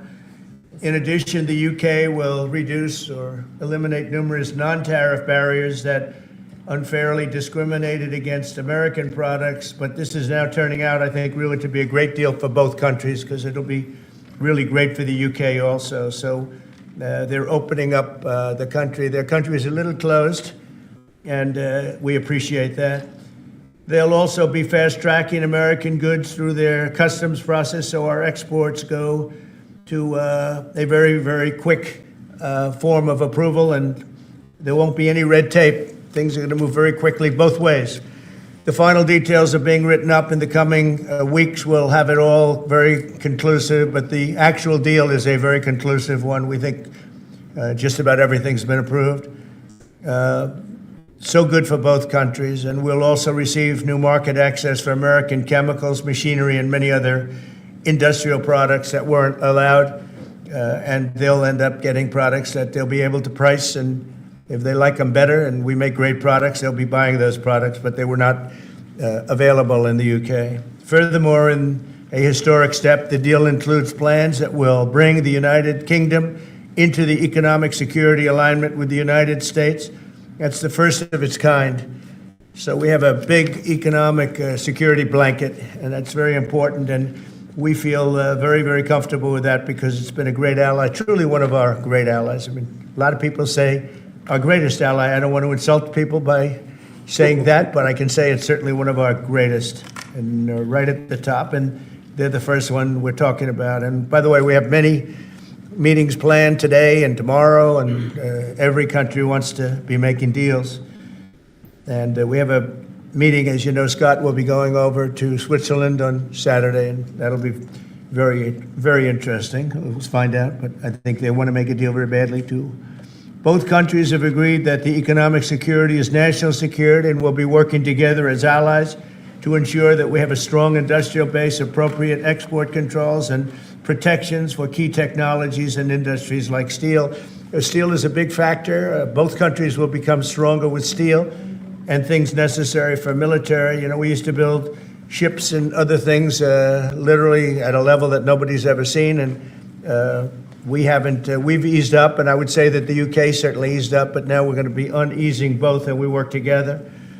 Once again, I want to thank Prime Minister Starmer. He's been terrific for his partnership in this matter. The special relationship and external bond, it's really an external and an internal bond between our two countries, will soon be stronger than ever before. And we really do. We have a great relationship. I want to just say that the representatives of UK have been so professional. And it's been an honor doing business with all of them, and in particular the Prime Minister. And I'd like to introduce him now to say a few words. Mr. Prime Minister, please take it away. Thank you, Mr. President, Donald. And this is a really fantastic, historic day in which we can announce this deal between our two great countries, and I think it's a real tribute to the history that we have of working so closely together. Can I pay tribute, Donald, to your negotiating team as well, particularly Howard and Jameson, who've done an incredible job, a very professional job, and my team as well. Two negotiating teams have worked at pace now for a number of weeks to bring in this deal today. Really important deal. This is going to boost trade between and across our countries. It's going to not only protect jobs but create jobs, opening market access. And as you say, Donald, the timing couldn't be more apt, because not only was it 80 years ago today that victory came for Europe after and at the end of the Second World War, but of course on that day the UK and the US stood together as the closest of allies. And Donald, I think even down to the hour, because you may or may not know that it was about this time of day, exactly 80 years ago, that Winston Churchill announced, and it feels completely historic and on a special 80-year anniversary as well. So, Donald, thank you so much. It's really good to have got this deal over the line. Literally, people going out into the street, putting bunting up, going up to the palace. And so to be able to announce this great deal on the same day, 80 years forward, almost at the same hour, and as we were 80 years ago, with the UK and the US standing side by side, I think is incredibly important and makes this truly historic. That close relationship has endured over those 80 years. As you know, Donald, when it comes to defence and security and intelligence sharing, of course, there are no two countries that are closer than our two countries. And now we take this into new and important territory by adding trade and the economy to the closeness of our relationship. It is built, as you say, on those notions of fairness and reciprocal arrangements. We've always had a fair and balanced arrangement between our countries. This builds on that, hugely important for sectors like car manufacturing and for steel and aluminium and so many others. And yes, we can finish hammering out some of the details, but there's a fantastic platform here, including, of course, on the tech side, where I think I'm right in saying we're the only two Western countries with trillion-dollar sectors when it comes to tech. And in the end, it comes down to, as you say, Donald, economic security is national security. On national security, we've been absolutely the closest of allies for so many years, keeping the peace through that close alliance, that friendship.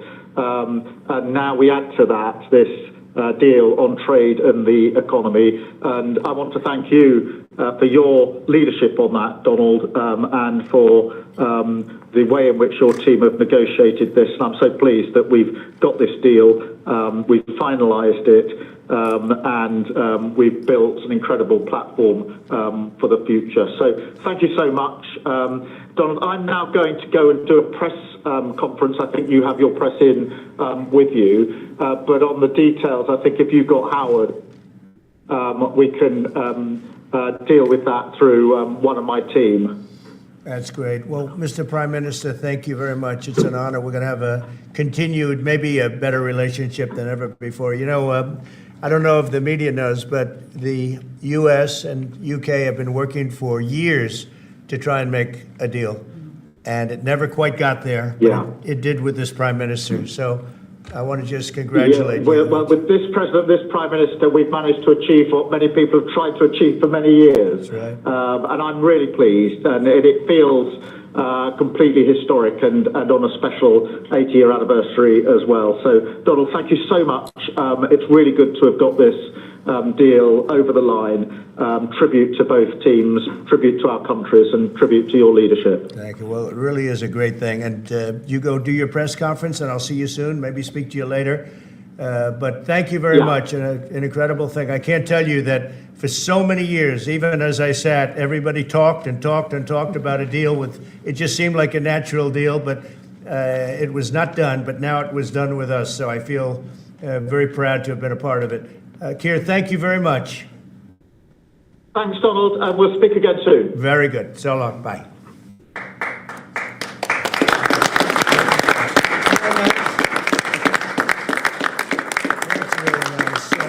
Why don't I do this? Why don't I have our Secretary of Commerce, Howard Lutnick, give a little description of the deal pretty quick, and then the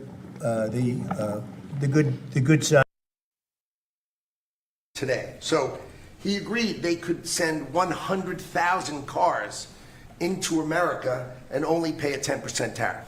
And that protects their car industry. And remember, we do 16 million cars a year. So this is only like 0.6%. But for the UK auto people, this is tens of thousands of jobs that the president agreed that he would protect for them. So he made that deal, right? Then steel and aluminum, right? Their steel business has been destroyed like everybody else has been destroyed by people dumping steel into their markets. And British Steel had announced it was closing down. So the British government, as part of this deal, nationalized British Steel, and they're going to match the kinds of models we do. They'll put tariffs on, they'll put quotas on. They want to do it with America so they can be part of the resurgence of steel and aluminum in America, and that saves them, again, thousands and thousands of jobs. So if you go step by step, aero and commercial planes, they sell Rolls-Royce engines to Boeing. We've agreed to let Rolls-Royce engines and those kind of plane parts to come over tariff-free. And what you're going to hear today is there's going to be an announcement in the UK that they are buying $10 billion worth of Boeing planes later today, but I'm going to let the name of the airline announce it because that's theirs to do. But part of this deal was always to do it together and to do it strong, and you can see the numbers on this board. Everything about this board works exceptionally well for the United States of America. It lays out the plan that you can work with us in autos, you can work with us with aero and commercial, you can work with us in pharmaceuticals if you have a supply chain that is secure and protected in national security. So we feel really good about the deal. You've heard the Prime Minister, he feels really good about the deal, right? And we started at 10% and we ended at 10%, and the market for America is better, and this is a perfect example of why Donald Trump produced Liberation Day. People don't understand. He gets things done in a matter of time. This would have taken Jameson and I 3 years, maybe. And instead, we got it done in 45 days, certainly, because we work for Donald Trump. So, Jameson, my partner in all this, maybe Jameson, you'd like to talk a little, and then we'll turn it over to the UK. Sure, happy to do that. Everyone has great remarks. I just have to echo the President and the Prime Minister when we talk about VE Day. This is something we've been waiting for decades, and there's no more appropriate day to do this. And when we step back and we look back a few weeks from now or months from now or years from now, we'll look back at this day and better appreciate the significance, I think. And I'll just say as well, in terms of negotiating, I mean, the UK negotiators, you know, we've got one right here, did an incredible job, right? This is why you win wars, right? When you act like this, and the ambassador, he knows more about trade than a lot of us here, based on his background. And I would say on this deal, Mr. President, what we've shown is that it is time to change the way we do trade. People said we couldn't do a global tariff. We did a global tariff. They said no one would want to deal with us. People want to deal. They said no one give offers. You saw that stack of offers I showed you yesterday of all those countries. Said we wouldn't get deals, and here we are with the deal with the 6th largest economy. We've agreed to have fair and reciprocal trade, and we've done it in record time. Thank you very much, sir. Great job. Thank you, sir. Mr. Ambassador, please. Well, Mr. President, thank you very much indeed in hosting us this morning. And thank you very much indeed also for that very typical 11th hour intervention by you with your phone call to the President, demanding even more out of this deal than any of us expected. So thank you for that. The Prime Minister was delighted, obviously, to take that call late at night. But you took it to another level. And I think the point I would make is twofold. One is that if we're going to rebalance and rebuild international trade in a way that serves all our interests, then we're better doing that together than separately and apart, and that's what we're on a mission to do. But secondly, you've done what you said you would do. You said to the Prime Minister when he came and we visited in the Oval that you would do a good trade deal with the United Kingdom, that you would do it at pace, and that we would be first. And you have delivered that. You've been true to your word. So thank you very much indeed for that. For us, it's not the end. It's it's the end just of the beginning. I mean, there is yet more we can do in reducing tariffs and trade barriers so as to open up our markets to each other even more than we're agreeing to do today. But it also provides us with the platform, the springboard, to do what I think will be even more valuable for both our countries in the future, and that's creating a technology partnership between the United States and the United Kingdom so that we can harness science and technology in order to create future... Yes. Can I ask, why Britain and why now? And you've described this deal as a full and comprehensive deal, and yet we've just heard from Mr. Mandelson, it's the end of the beginning. Clearly, there's much more work still to do. With respect, are you overstating the reach and significance of this deal because you're a president who needs a result at a difficult time? I think that it's a great deal for both parties. It's for us. We're opened up. I didn't know how closed it was. Quite closed, the market, as you know, the UK, and it opens up a tremendous market for us, and it works out very well, and a lot of assets. You see the chart, and those are tremendous assets. But we've been trying, and when you say why us, what a beautiful accent. I'd like to have that accent. Thank you. My mother would be proud. Thank you very much. Any questions? James Matthews from Sky News. Yes. Can I ask? But for 25 years before that, they were trying always to make a deal, a very significant deal. I actually, until I looked at the numbers, I didn't realize this is a very conclusive deal, but we think we can grow it even from that. But this is a maxed out deal, not like you said it. You said it really incorrectly. This is a maxed out deal that we're going to make bigger, and we make it bigger through growth. But we have tremendous assets involved. I was surprised to see how big your country is in trade, actually. One of the biggest in technology and so many other things. It's agriculture. I really didn't know. It's depending on your definition, it's from 4 to 5 to 6. That's pretty big in the world. So I was very impressed by that. But we're going to take it to new levels. It's a very big deal right now, but I think it is going to grow just of its own volition. It's going to grow, and over time there'll be changes made. There'll be adjustments made because we're flexible. We'll see things that we can do even better.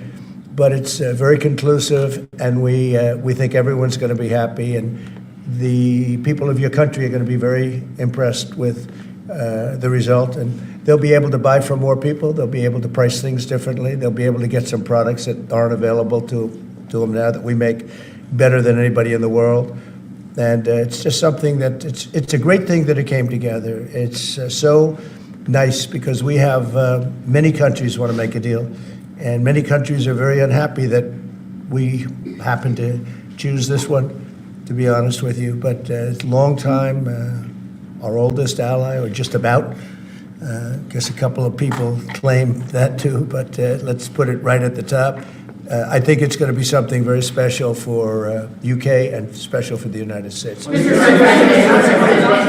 please. Thank you, Mr. President. Reagan Reese with the Daily Caller. How close are you to more deals, and when do you expect the next to be announced? Well, very close. We have numerous deals. I know Howard's going back. As soon as this is finished, your press conference, he's got numerous. And Scott, who's right over here, who's fantastic, by the way.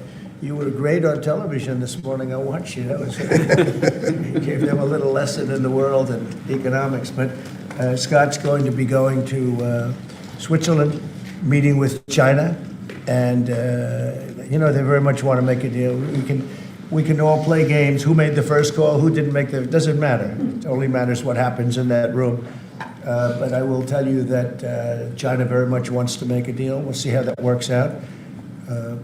Every country throughout the last 40, 50 years has literally ripped off the United States on trade, on military, on protection, on all the different things. And we are now making fair deals. And in this case, it's great because we really weren't very much involved. You have the European Union, which is, I think you made the right decision years ago. I don't know if you remember, I was opening up Turnberry the day that you were voting.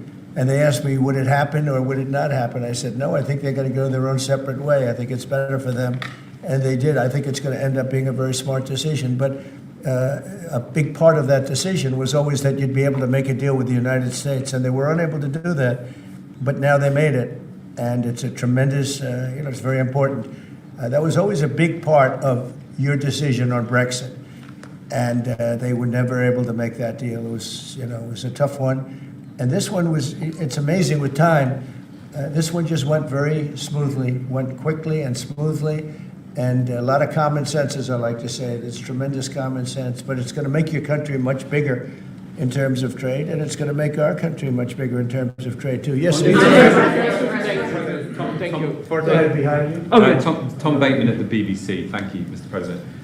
You mentioned meat. You're with who? The BBC. Oh, good. Very nice. They treat me beautifully. You mentioned meat and beef exports. The UK currently doesn't accept American beef because of its own food standards. Are you calling on the UK to accept all American beef and chicken products? Well, I think they'll take what they want. We have plenty of it. We have every type. We have every classification you can have.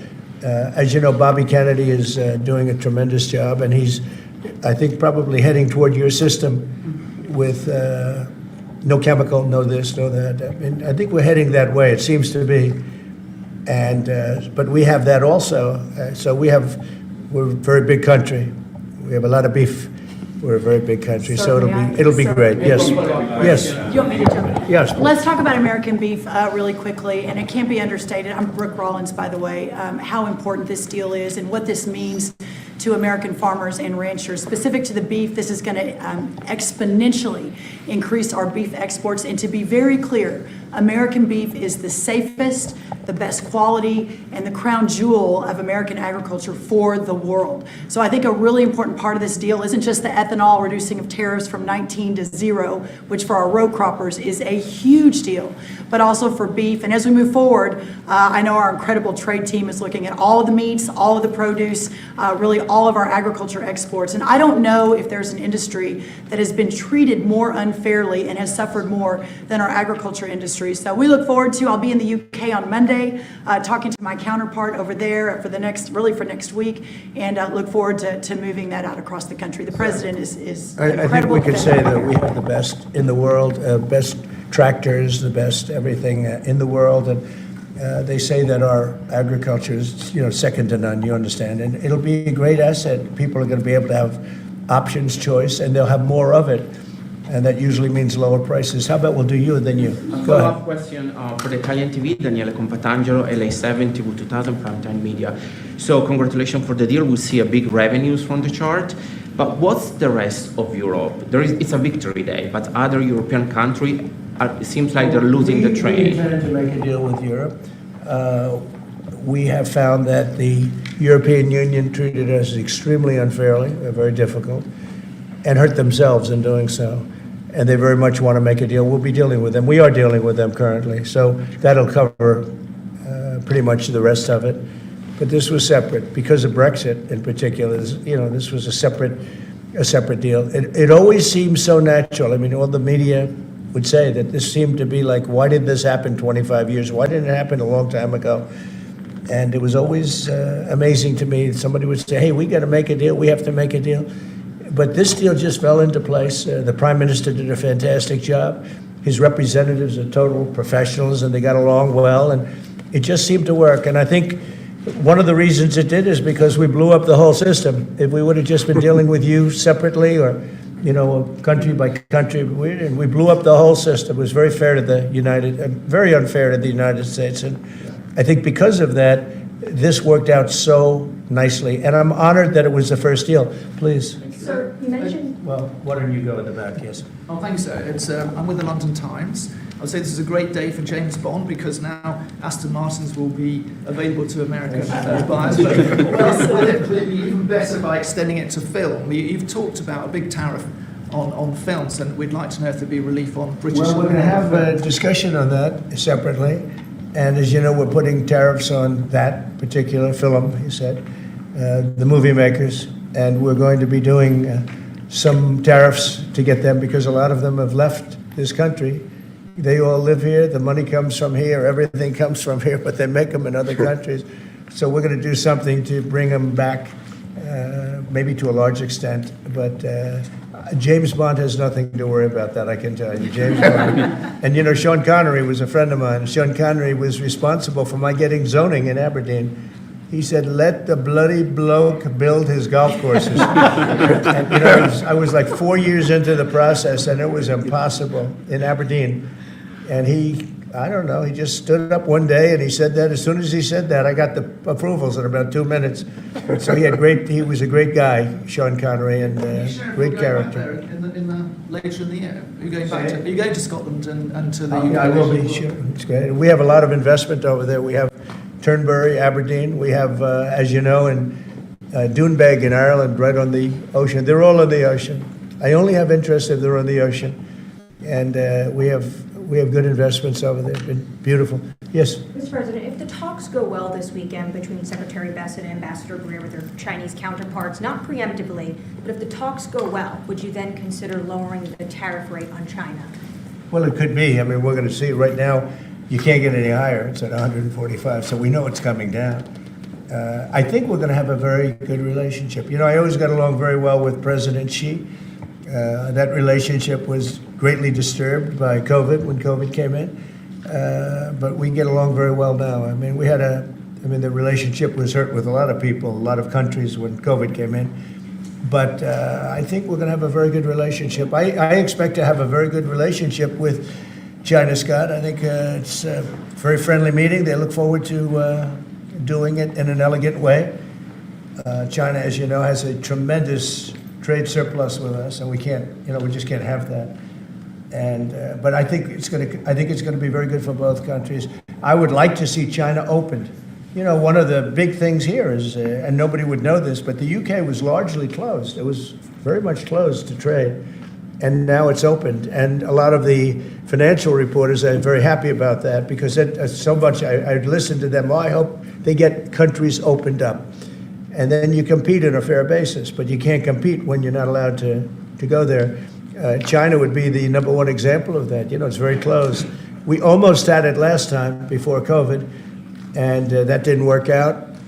But we made a great deal with China. They had to buy $50 billion worth of our food products, and it was a great deal, doing very well for our farmers. And then when Biden came in, as usual, nothing happened. You know, he didn't enforce it. And it got less, and ultimately, you know, it destroyed a great deal. That was a great deal. But no, I think that we're going to have a good weekend with China. I think they have a lot to gain. I do think they have far more to gain than we do in a sense, but we're going to have I think we're going to have a very good weekend. Will you speak to Xi after the weekend talks? I might, yeah, sure, depending on what Scott says. We Scott is doing certain countries, and Howard's doing certain countries. I mean, I wish I had like 10 more of each. Then we could do them all at one time. But there will be a time. We'll do a number of them, and then there'll be a time. I think I can say this, Scott and Howard, where we're just going to say, because we understand the countries, we understand what they want, where we're just going to make the deal. In other words, we don't need the country involvement because we've already had it.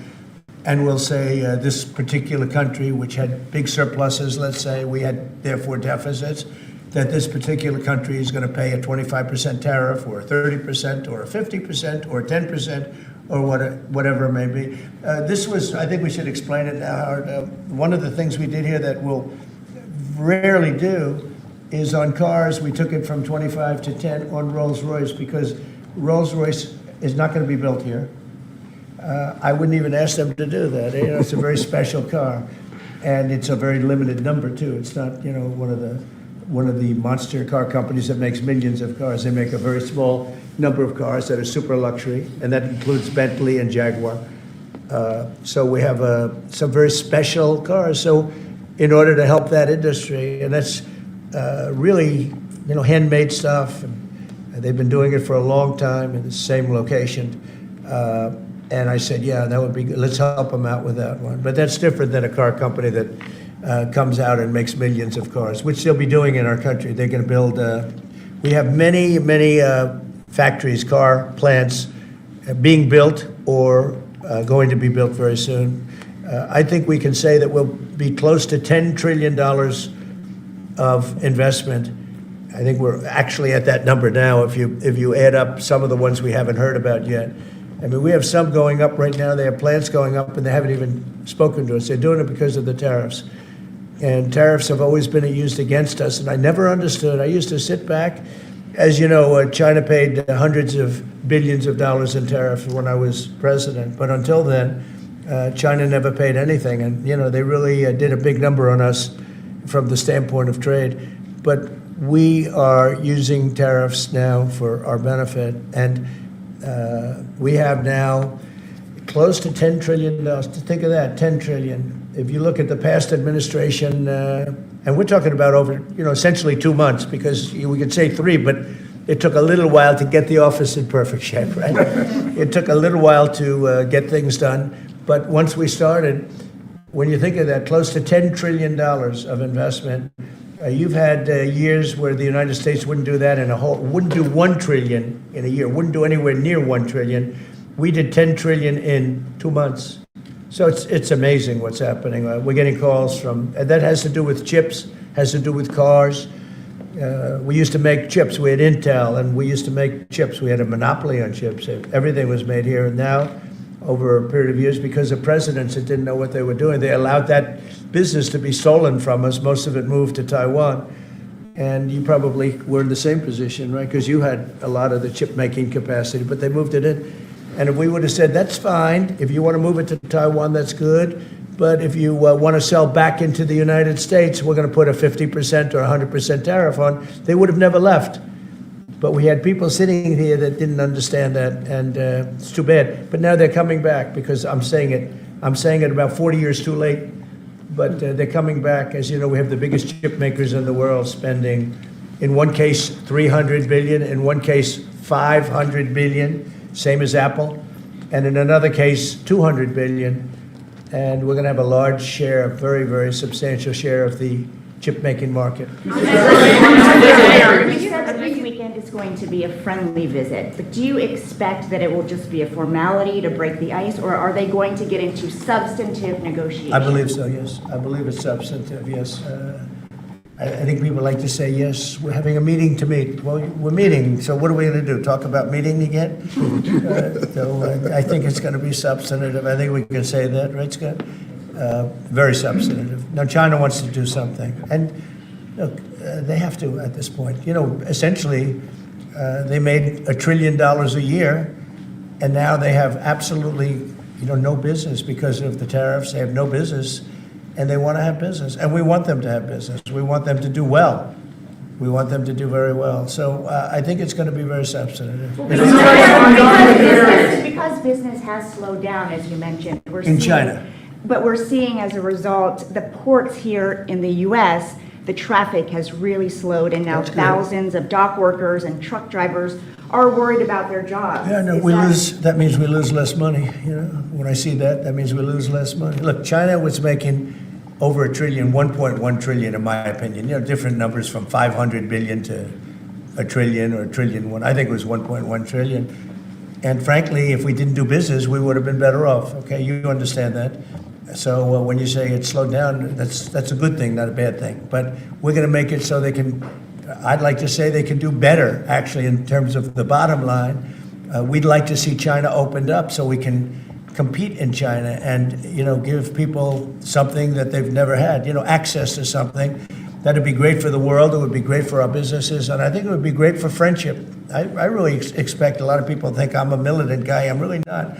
I think that trade can bring a greater friendship with China, can be something good. But, one of the things that I know Scott's going to be talking about very high on the list is open up and let our businesses go into China, because when you talk about a closed country, that's a really closed country. And I think it would be great if it was opened up. It would give people a lot of choice and would create a lot of jobs, a lot of everything. So I think it would be a great thing for China. And that's going to be one of the things we'll be discussing, like we discussed with UK.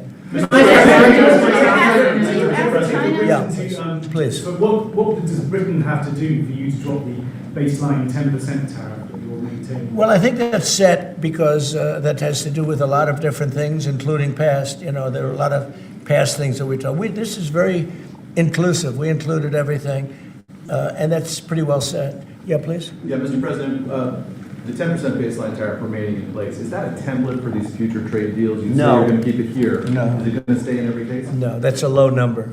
They made a good deal.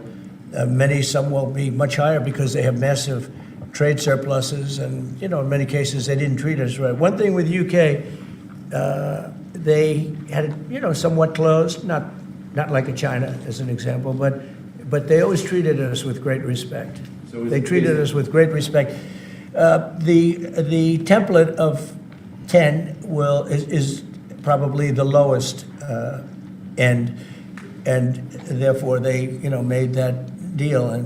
But they we've had just a very special relationship with them. Like, I won't do that deal with cars. I mean, unless somebody shows me that there's another kind of a car that's comparable to a Rolls Royce. And there aren't too many. This is a good commercial for Rolls Royce. They're going to order a lot of cars. Mr. President, I wonder whether you'd like to buy. Well, the last time this happened, I would be happy to suggest a discount, obviously a very modest discount. We have to protect our profit margin. I've had many of them. The last time that happened, I ended up buying a Tesla.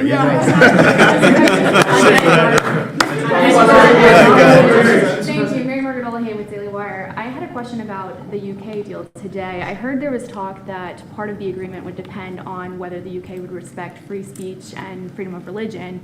I know the VP is really interested in that, talked about that earlier this year. Was there any assurances that you guys got on that front? You want to handle that?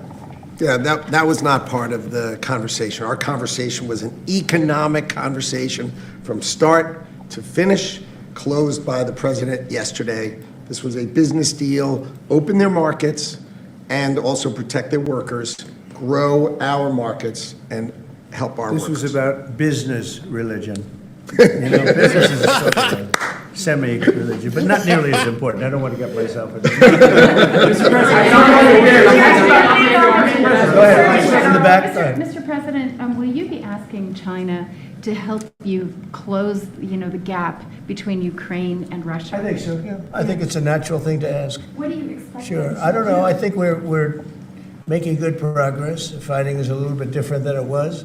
I think if we weren't involved, Russia would be, going at it to maybe get the whole thing. And without our involvement, they'd be able to get it, because we supplied a lot of different things, foolishly.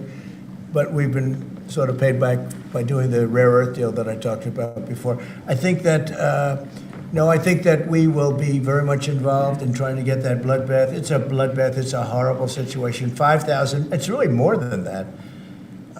But it's 5,000 soldiers on average a week, mostly soldiers, are being killed. Young, beautiful people. I mean, they're being killed. I see the satellite pictures coming back, body parts lying all over fields, heads and arms. It's so terrible. I've never seen anything like it, actually. And if we can get that stopped, that will be a great accomplishment. And we're trying very hard. And I think we're close. And Mr. Witkoff is talking constantly back and forth. He's a real professional who's got a great relationship with both countries. And I think we have a good chance. And likewise, we're trying to work on Iran to get that solved without having to get into any bombing, as we say, big bombing. I don't want to do that. I want them to work a deal. I want them to be very successful. Thank you, Mr. President. Edward Lawrence from Fox Business. On the non-market barriers, how did you get the UK to bend, and what was the 11th hour deal or ask Well, I think it was really just a part of the overall. I mean, they have so many things that are so good for them. It's going to be so good for the country, and that was sort of easy. It wasn't. We had non-market, I call it non-market or non-monetary trade barriers, and we had quite a few of them. Not nearly as bad as some countries. Some countries have, they have virtually no tariff, but the rest of it is so brutal you can't do business with them, right? So it's a very important question, actually. No, I think the overall deal just worked out very well from their standpoint. They were willing to give that in order to get other things, and you might want to speak to that, Mr. Ambassador.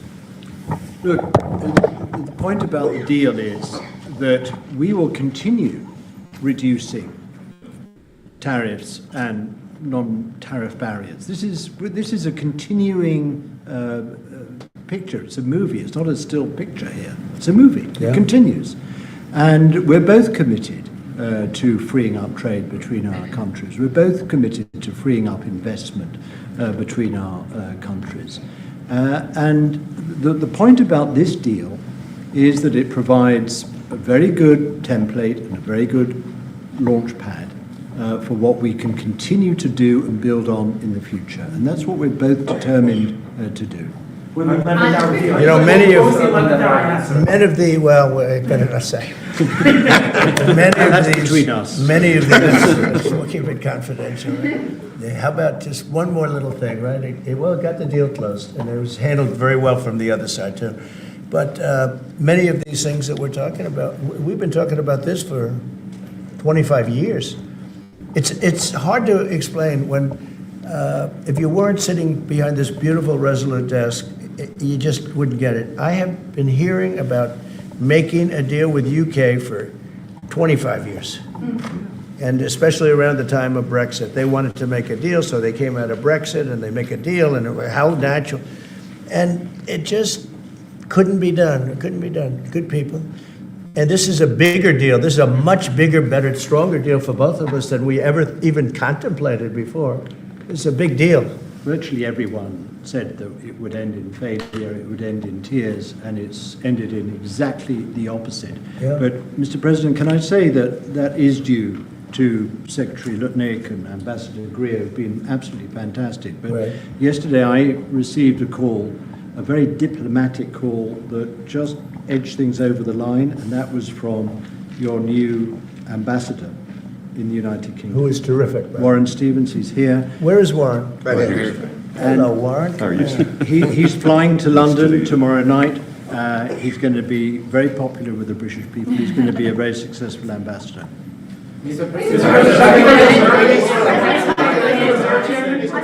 And were you disappointed? And he's got plenty of cash. That guy's plenty of cash. We need some more big spenders. Yeah, go ahead. Are you planning to meet Ursula von der Leyen? You're going to go ahead fast. Yes, are you planning to meet Ursula von der Leyen, the president, or do you plan to cancel anytime soon? Oh, she's so fantastic, right? She's so fantastic. I hope we're going to meet. Yeah, the answer is yes. I saw her a few days ago. And I think that we'll definitely meet, yeah. The European Union is a big thing. They want to make a deal very badly. Everybody wants to make a deal. Look, everybody wants to make a deal with the United States, and we're doing that, and we're going to make fair deals. I'm just honored that this was the first one. Go ahead, please. The Federal Reserve Chairman, Mr. President, says that you would have to call him for a meeting. Do you plan to meet with him? And what do you think about? It's like talking to a wall. He should be. What do you think about not cutting? The Bank of England cut today. Well, the Bank of England cut. China cut. Everybody's cutting but him. I don't know. We'll see what happens. It's a shame. I call him Too Late, Too Late Powell. That's his nickname, and it's a shame. It's ridiculous. So meeting, he's always too late. But in this case, it's not going to matter that much because our country is so strong. We're so powerful in terms of economic strength and what we've done. And I'll tell you what, if we didn't have our first term, you wouldn't be. We created things in the first term. We cut more regulations than any president in history.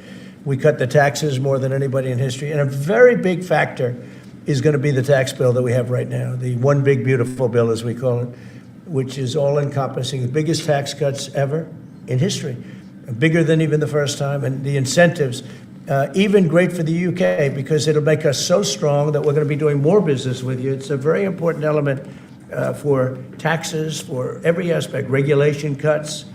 That bill is, I believe it's the biggest bill of its kind ever in the history of this country.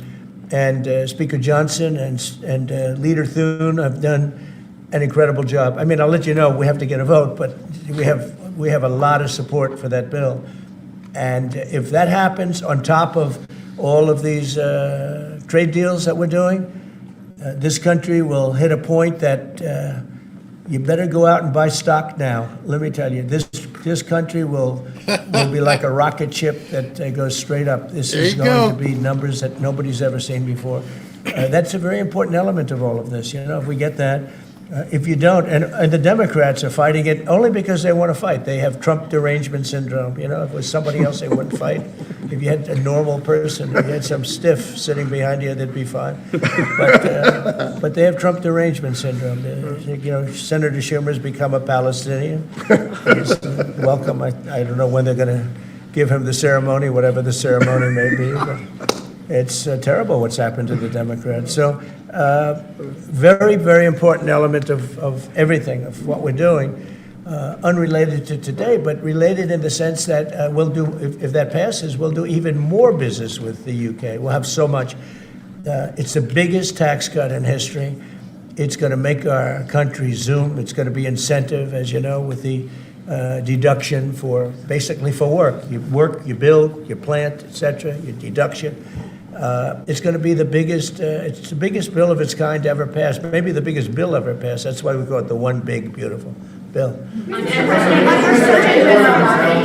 announced a new nominee for the U.S. Surgeon General who never finished her residency and is not a practicing physician. So can you explain why you picked her to be America's top doctor? Because Bobby thought she was fantastic. She's she's a brilliant woman who went through Stanford, and as I understand it, she basically wanted to be an academic as opposed to a surgeon.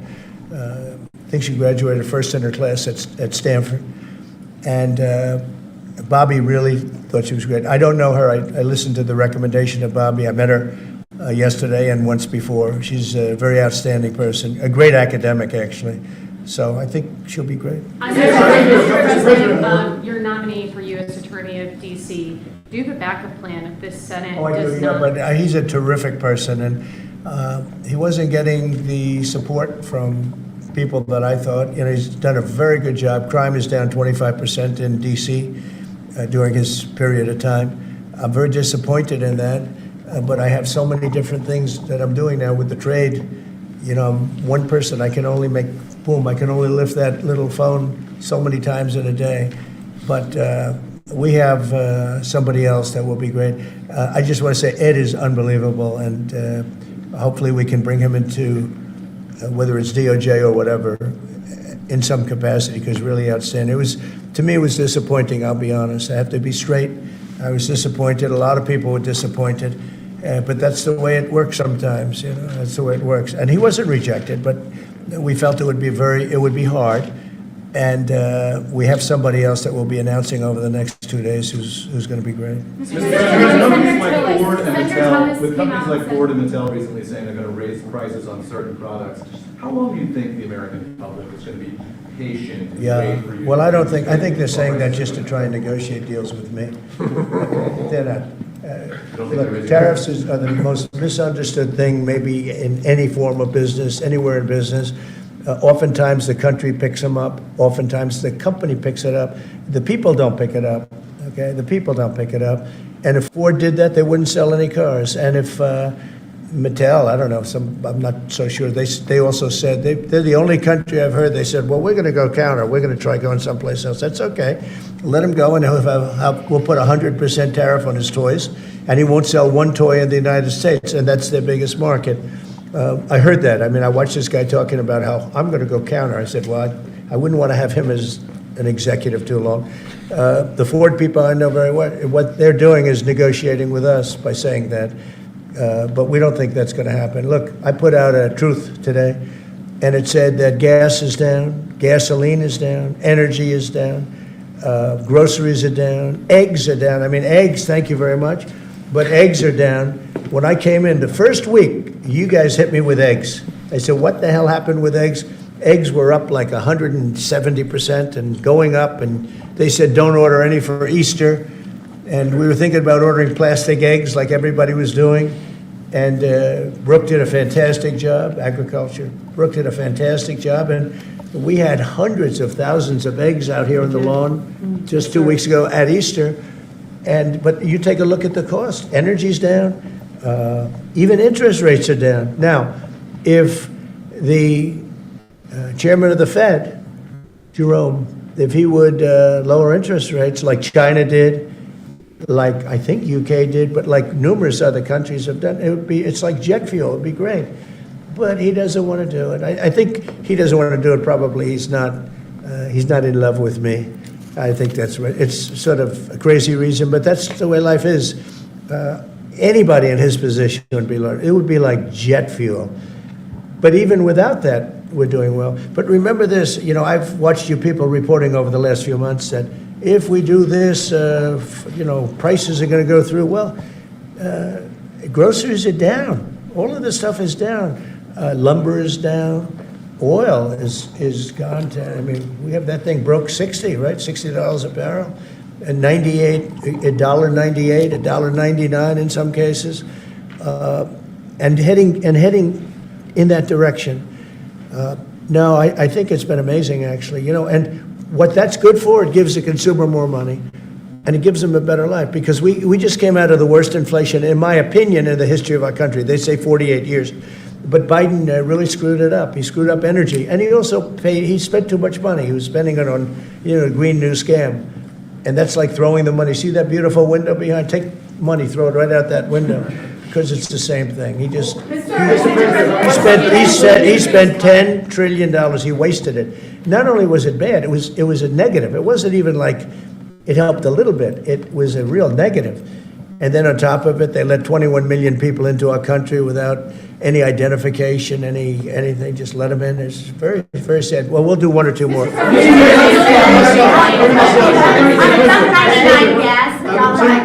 please. Go ahead. Who are you with? I'm with the Daily Telegraph. Now, you know me from another I do. How concerned are you about the UK's reliance on China? Chinese money in the money market, Chinese exports. We're not concerned. Is that something that came up in honestly, discussions? I'm not concerned about anything. If I was, I wouldn't even be here right now. If I was concerned about anything, and it wouldn't be that, but I wouldn't be here right now. No, we're not concerned. We're going to have, I believe, a very good relationship with China, and a fair relationship, and it'll get bigger and it'll grow. It'll grow. As an example, if they open up the country, that'll be the best thing China ever did for itself. They don't know that yet because, it's been a different system. But that'll be the greatest thing that ever happened to China. The people will be happier. They'll buy for less. They'll see things that they never saw before, and they'll be buying them. And it'll really create great long-term peace. And if I could ask one of the Agriculture Secretary, actually, there's a lot of concern about chlorinated chicken, the import of hormone-treated beef. Has that question been addressed, resolved in these talks, or is that something for the continuing negotiations? Well, James. I would just say that it's very clear, and we have in the heads of terms that we are going to discuss all of these types of issues, and obviously the importing country, whether it's us or them, you got to follow the rules on those types of things. But our point is the rules need to make sure that they are based on science, and that's our expectation. We know the UK believes that too, so we want to come to an accommodation. We want the consumers in each country to be able to choose what they want and give them the information that they want. Okay. We have an incredible EPA led by Administrator Zeldin that is on this. So the talks continue, but we are very, very confident in our products, and what the president has done to open up the markets is unprecedented for these farmers here in America. Thank you. Message from Wall Street as they watched this. You saw the stock market decline sharply after Liberation Day, and it's rallied back since then. Well, now it's going to really rally, because, don't forget, they said this is all a pipe dream. And this was a tough one. This is, somebody would say, well, this is easy. This is much tougher, I think, than any other deal, because they've been at it for so many years, decades, trying to make this deal. And it's very conclusive, and it's a great deal, and it's a very big deal, actually.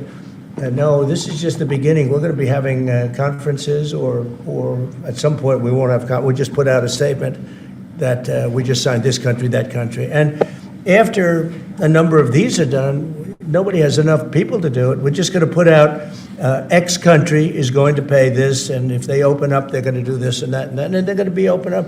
Everybody wants to be here. I say this is where they want to be shopping. They want to shop in this country because we have the consumer, and we have the consumer like nobody else. And if this country went bad, the whole world would go bad. But we really saved it from going bad. Yeah, please. Can I ask you about the air traffic control issue? Are you looking at getting new software? I'm glad you asked me about it because I'm just going to be talking to now with the heads of the airlines and everything else. So I was all set before we had the rigged election to give out a brand new gorgeous system to one company that was going to do the whole thing, one of the best companies in the world that you know very well. There are 3 or 4 of them that do it. And when they took over, Buttigieg, who has no clue, he drives to work on his bicycle with his, in all fairness, with his husband on the back, which is a nice, loving relationship. But he didn't have a clue. This guy didn't have a clue. And he's actually a contender for president. Between him and Crockett, you can have that party. But he didn't know what he was doing. And he took what they call dry systems where you have wires in the earth, buried in the earth or whatever. And then you have the open air systems where you have satellites, and you can't mesh them. Anybody would know that if you went through about 2 months of study in school, if you studied that kind of thing. And he did. They spent tens of billions of dollars trying to take old, broken equipment and merging it into existing new equipment with brand new equipment. It's one of the greatest. They spent like $40 billion. And what they did is they made it worse because it doesn't work together. You can't make it work together. If you have a satellite system, you need satellite. If you don't, they had all these different technologies, some of them 50 years old, and they're trying to mesh them in. And they end up spending twice the money they should have. You could have bought a whole new system. So we have a very good guy who you all know, Sean Duffy, is head of transportation, and I've given him a 10-minute lesson in buying, and he's become really good. And we are now in the market to buy a gorgeous, brand-new system. The helicopter that crashed into the plane at 400 feet, it shouldn't have been. What would have happened is all sorts of bells and sirens would have been going off 3 minutes before that accident happened, if you had the right equipment, but they didn't. And the new equipment is unbelievable what it does. I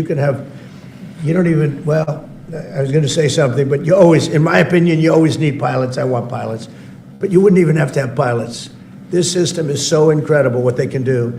But we have a system that's obsolete. And what they did is the worst. They tried to combine the really old, broken stuff with the new stuff. And you can't combine it, and anybody should have known. So Biden, do you think Biden figured this out? I don't think so, fellas.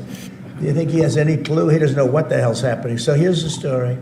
We're going to be buying a brand new, it's going out to bid very soon, brand new state-of-the-art system that will cover the entire world. I'll give you an example. When my pilot, now I have military pilots, but prior to that I have very good pilots, great pilots. They would land, and I won't tell you which country, but they would use the system of another country.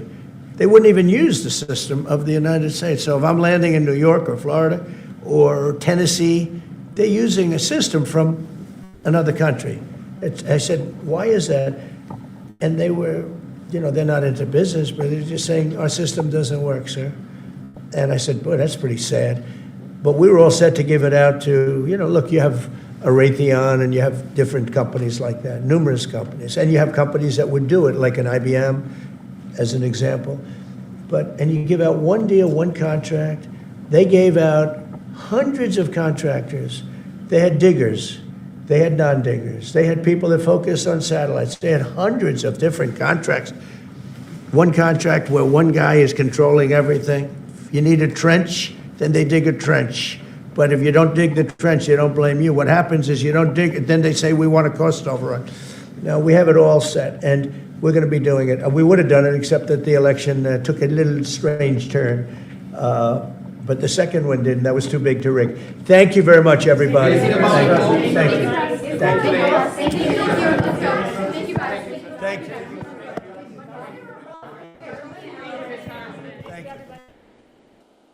All right, so obviously President Trump was in a grand mood today, much different than yesterday after he looked like he was pissed off about Jerome Powell not dropping the rates. This is absolutely huge, and it's also something else.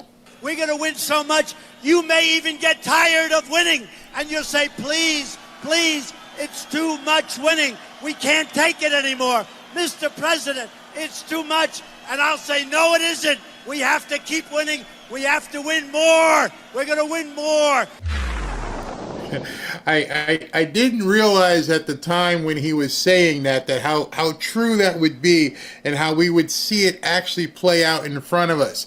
And I had put a comment in while he was talking, and I just sat and thought to myself, we kept hearing the word success, success, over and over, success. And, you know, when he was talking about the new ambassador to the UK, he goes, he's got a lot of cash. You never hear the left. I challenge you, go find any clip anywhere where the left is talking about prosperity and success. They're like bad words to the people on the left. I don't get it.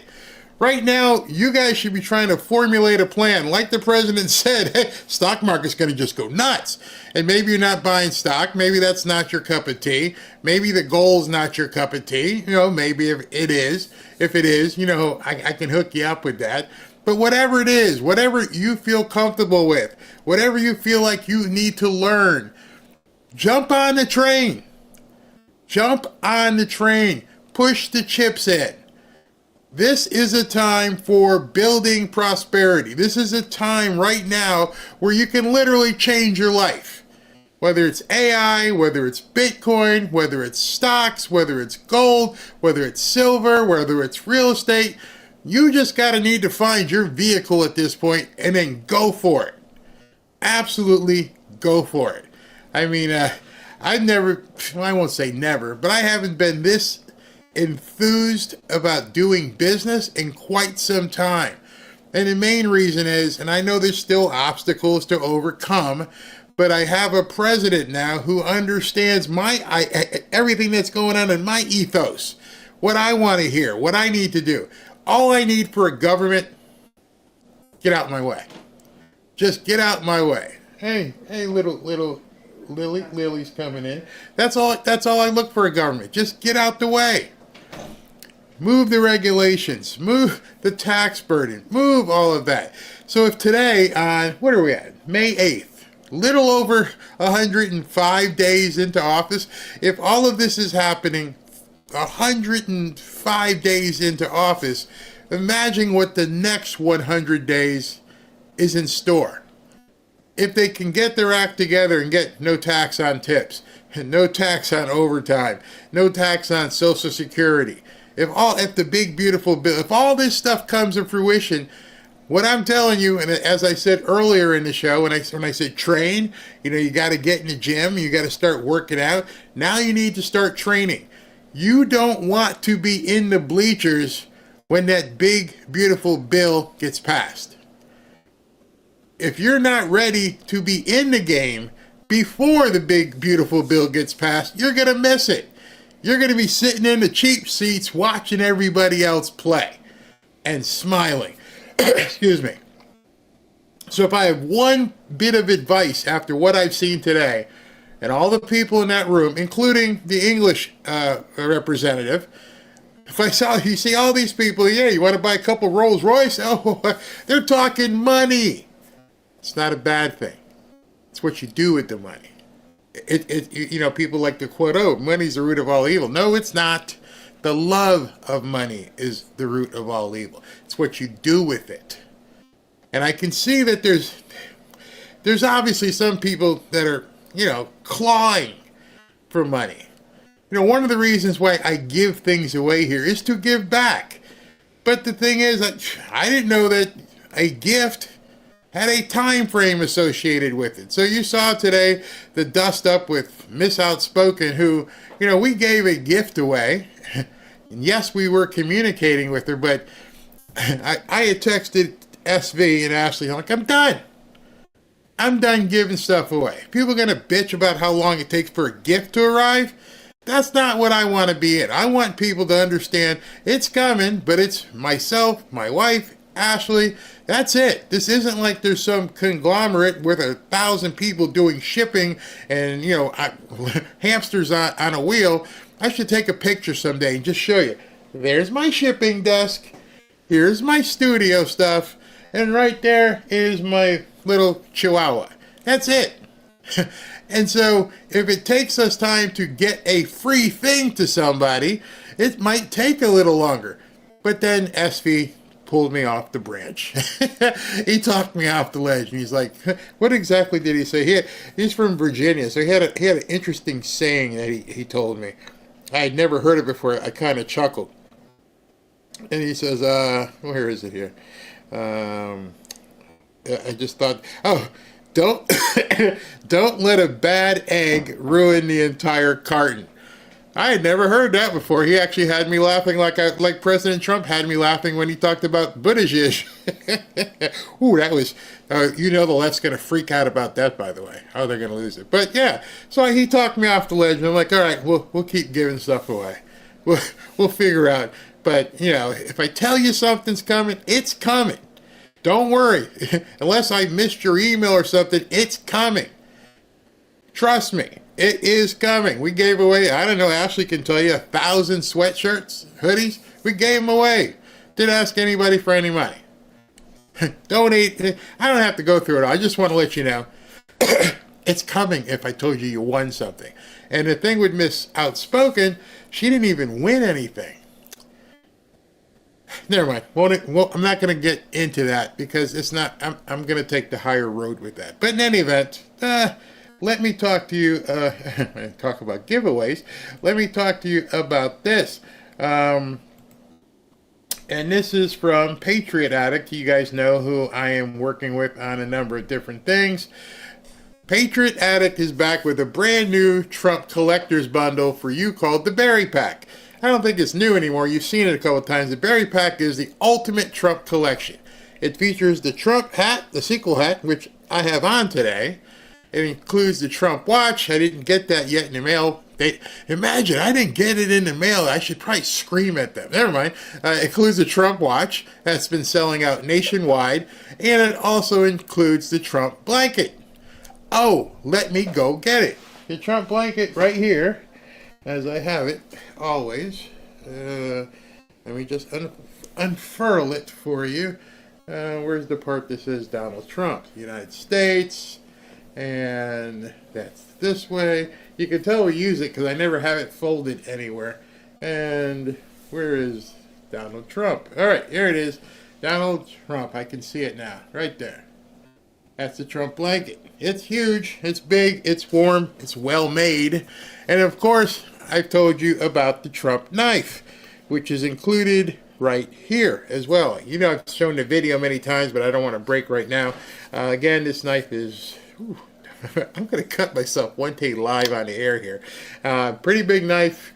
People have gotten it. It's pretty strong. It's got the the flip out thing that I don't know how to use because I'm not a knife guy. I prefer pew-pews, but that's included as well. So you get the knife, you get the hat, you get the Trump watch, you get the blanket, you get all of that free. No shipping. I'm sorry, not free. No shipping charges or any hidden fees. All of that together would normally cost you $238, but they're practically giving it away right now to our viewers for $79. It's going to cost $79 for all 4 items.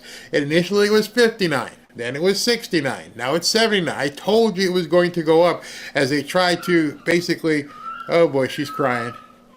Robin just left to go to the doctor, and the little one is all upset. Okay, she'll come running here, or she'll scream again a little bit. Anyway, I recommend you take action now. If you want this, go ahead and click the QR code or go to berrypack.com. Now, an additional thing that Patriot is doing is they're basically giving, how many people? They're going to give a $100 gift card to Amazon. Let me see how they're giving it out. They're going to give it away a $100 gift card to 5 people. 5 people who buy the package.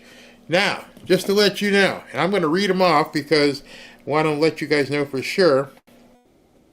This actually has happened. I have the winners for the last couple nights. All right. In addition, these people bought the berry pack and they're getting the $100.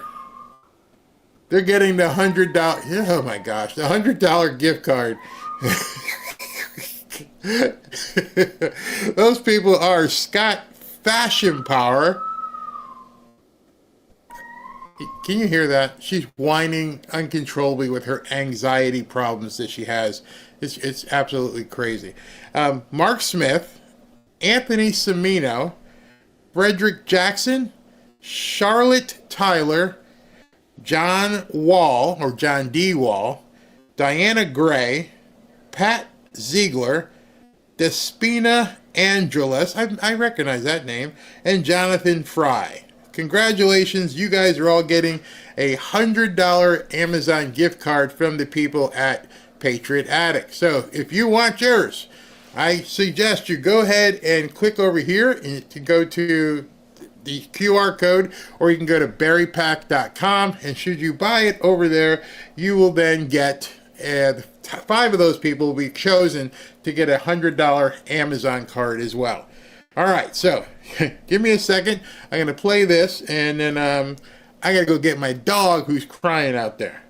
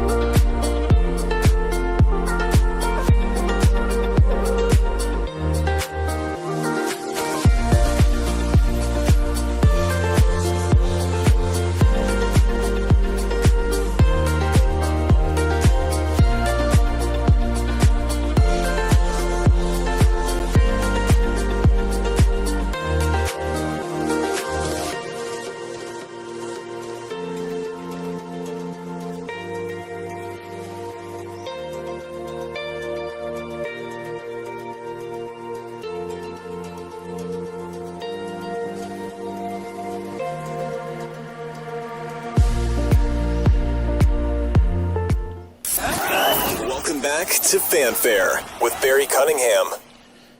Excuse me for the growth out of my chest right now, but this is the little one. Lily, say hi. Now she's upset because mommy left the house. So it's funny, with my white shirt, all you can see is like her black nose.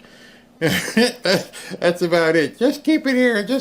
I love me because I'm afraid because mommy's not here right now. Just let me lick on you. You want to say hi to everybody? You want to open your eyes and show people you actually have eyes? With her little bow. Anyway, yes, I am a big teddy bear because I love my little, not even 8, like 5-pound dog. Right? All right. So anyway, I said I had some additional news for you. So you guys know we were watching earlier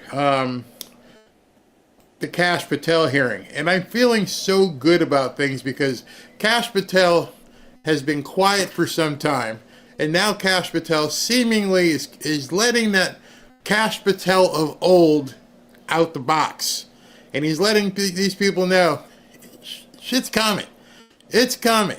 And I've been yesterday when he tore that other woman apart, and then today what I've seen, I got like 3 clips from Kash Patel. And you're like, ooh yeah, he's letting it known. So let's check this out. It's a couple quick clips. Person with a brain and a beating heart. Yes, sir.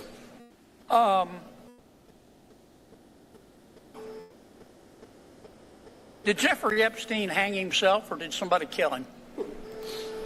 Senator, I believe he hung himself in a cell in the Metropolitan Detention Center. Are you going to release all the information about that? Senator, we are working through that right now with the Department of Justice. When do you think you'll have it done, Cash? I think in the near future, sir. Like before I die?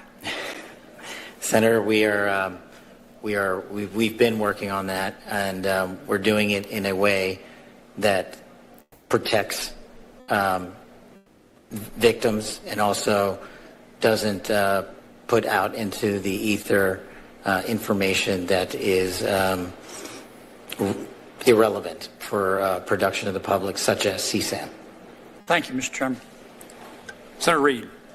So I would love to know from anyone in law enforcement, if you're in here today, Maximus, what is CSAM? Not really sure what that is. That would be very interesting to find out what exactly is CSAM. He followed it up with this clip.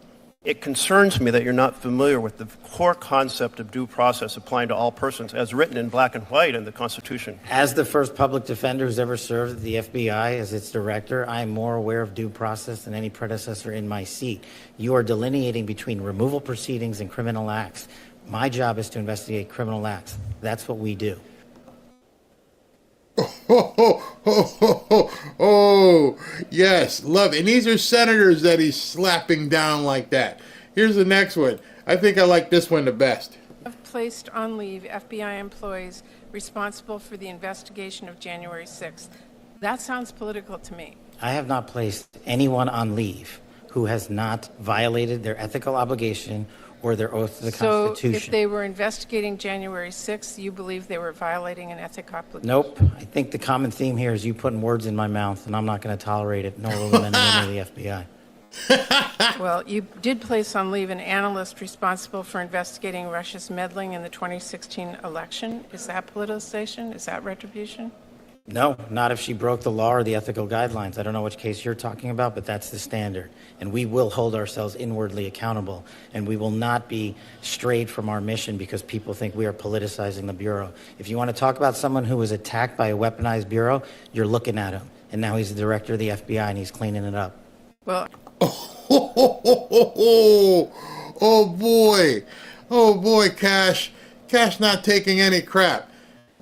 Looks like we're going to be here a little bit longer than I thought. Looks like President Trump and Melania are going to be doing an event hosting military moms, and so I'll cut to that as soon as we get that. But I got one more for you. Maybe she's calmed down now where I can put her down and she can go sit in her basket or climb on my feet, whatever. But it seems like it's spreading. The feistiness, the we're not going to take it anymore attitude is starting to spread amongst the Trump administration. Listen to this with Chris Murphy of Connecticut and Kristi Noem as she was being questioned at another hearing. Unbelievable. Court decision requires the administration to facilitate Kilmar Abrego Garcia's release from El Salvador.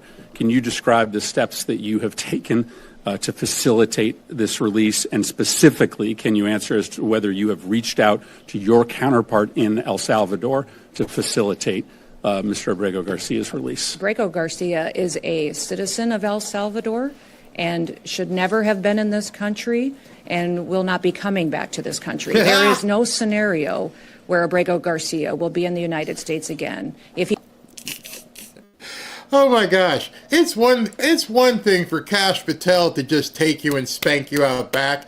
It's another thing for a demure, attractive woman to just take out the whip and Chris Murphy, you cuck you. he were to come back, we would immediately deport him again because he is a terrorist, he's a human smuggler, and he is a wife beater. You've read the Supreme Court decision. Does the Supreme Court decision not require you to facilitate the return of Mr. Abrego Garcia? The Trump administration is complying with all court orders and judges' orders. Does the Supreme Court order require you to facilitate the return of Mr. Abrego Garcia? Is a citizen of El Salvador. It is up to the president of the El Salvador to make the decision. You're a defendant on in if the he case. is coming back. It's been a big topic of conversation between all of us, between the country. When the president visited the United States of America, it was discussed and talked about there. The president has been very clear on this issue, as the Secretary of State, and I have as well. Abrego Garcia. One of the problems these guys have, as Trump is getting ready to come on with Melania, is no one can define what the hell does facilitate even mean. It does not mean bring him back. Oh, what happened? The screen just went dark here. All right, let me finish this and figure out what happened to the feed that they had going. Is not a citizen of this country and is a dangerous individual who does not belong here. I will not ask another question, Madam Chair. If we were back in this country, we would immediately. But the discussion ends when the Supreme Court rules 9-0 that you have to facilitate his release, and the fact that you can't even acknowledge. I would acknowledge it, but you need to tell me what facilitate means. I have no idea what you're talking about. President Trump's behind a microphone again. Trillions of dollars. A lot. And overall, we're doing very well. We have a lot of things happening. We have a very big conversation in Switzerland taking place this weekend with China. Has anyone heard of China recently? Yes. And they want to make a deal very badly, and I wouldn't be surprised, but we have tremendous things happening on trade, the likes of which we've never seen before. The UK deal was a big one. They've been trying to make that deal for 25 years. They've been unable to do it, and we were able to do it, and it was really something special. The Prime Minister was on the phone and the whole thing. It was really great. And now they're negotiating various other very big, strong trade deals. Nobody thought it would be possible, Claudia. Look at our great Congresswoman over there. Nobody thought it would be possible. Look at, wow, we have senators. We have the whole ball game here, huh? Hi, Johnny. So with that, I'll thank everybody for being here. This is a special building, a very, very special place. There's nothing like it anywhere in the world. No matter where you go, they come in, they say, wow, this is something. And I want to give a very big welcome to the White House. I just wanted to break in for a second. I don't think it goes over President Trump. We're going to jump right back to him. But we do have a new pope. We have white smoke. White smoke is billowing out of the Vatican. Don't know who the person is yet, but we do have a new pope. And I'm sure if you're Catholic, that means a lot to you. So we'll get back to President Trump, and then maybe we'll find out who the new pope is. Tough, I will say, but she had her tough moments, some difficult moments she had, Pam, but overall, very, very good, I will tell you. She had a great one. I especially want to thank one of the best moms that I know that I've ever seen. Sometimes she's almost too good. She is so good with Barron, but he's grown up strong and nice, and he's a good boy, he's a good student, so I want to thank you. You've done a great job. Thank you, honey. Great First Lady.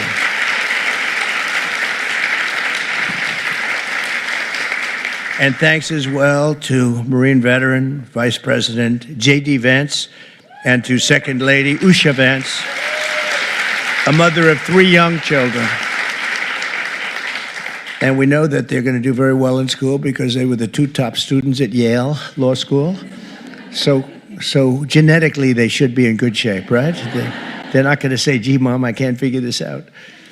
But also with us is Attorney General, special person, by the way, Pam Bondi. Thank you, Pam. Thank you, Pam. And Secretary Hegset's wonderful wife, Jennifer. Jennifer? Thank you, thank you. Thank you, Dan. And Press Secretary Caroline Levitt. Hey, she's become a star. Where's Caroline? Look at her. I don't know, that face. She's become a big star. Don't ever leave us, you know? Don't ever leave us. Thank you also to Senator Joni Ernst, a very good person, friend of mine. Thank you very much. Very military person, too. Great representative of the military. And also Representatives Claudia Tenney and Marionette Miller Meeks. And you are right here. Where are you? Thank you very much. Thank you. Thank you, Claudia. All of our American service members are heroes, and our military mothers are doubly so. It's really doubly so what you have to go through. You make them great. You really do. You make people great. Each of the women here today has made extraordinary sacrifices for family and country. You've endured time away from your children. You've endured time away from everything. You've missed birthdays and holidays. You've missed so much, but you wouldn't trade it for the world. I know that. You wouldn't trade it for the world. As for spouses of our service members, we're never forgetting the burdens that you bear when your loved ones are deployed and the sacrifices you have to go through. As military moms, you make these sacrifices in your families so that all of our families can be safe and be free. Our country is strong and respected because you choose to live the life of service, and you have done that. Incredible people. As your commander-in-chief, let me take this opportunity to salute you and to thank you on behalf of every single American. Every single one respects you and loves you. Thank you. And represented in this room are the nation's finest Army, Navy, Air Force, Space Force. I love Space Force, you know. I have a special little feeling for Space Force. When I did it, they said, "You're kidding," and now we're #1 in space by a lot. We were getting decimated in space, but now we're #1 by a lot. I was very proud of that. First time in 78 years that we had a new force, Coast Guard and Marines. I especially want to thank those of you who support the First Lady and me every day, including the military and social aides here and in the White House. Incredible support. In this room are crew members of Air Force One, said to be the best pilots in the world. I don't know. Where are you? Raise your hands. I want to get ready. We're going to take a little trip this weekend. Thank you. Thank you. Thank you. Said to be the best. You better be the best because I'm traveling with you. Nurses from the White House Medical Unit, musicians from our great military bands. They do such beautiful work. When we have dignitaries, they come around. They're as good as anybody in the world. You can go to the Philharmonic of any place, and they're as good as anybody. And so many others, dedicated and devoted service members. You all do an outstanding job, and you should take tremendous pride in what you're doing and what you do. I'm pleased to report that since November, enlistment numbers for every branch of the armed forces has surged to the highest levels in 48 years. Can you imagine? Now, I do want to say that during the campaign, I used it all the time because it was good to use. I use whatever I have to do to win. You don't mind, do you? But I used it all the time. Your numbers were so bad. It was so embarrassing. Nobody was signing up. Nobody wanted to go in the armed forces. Nobody wanted to be a policeman.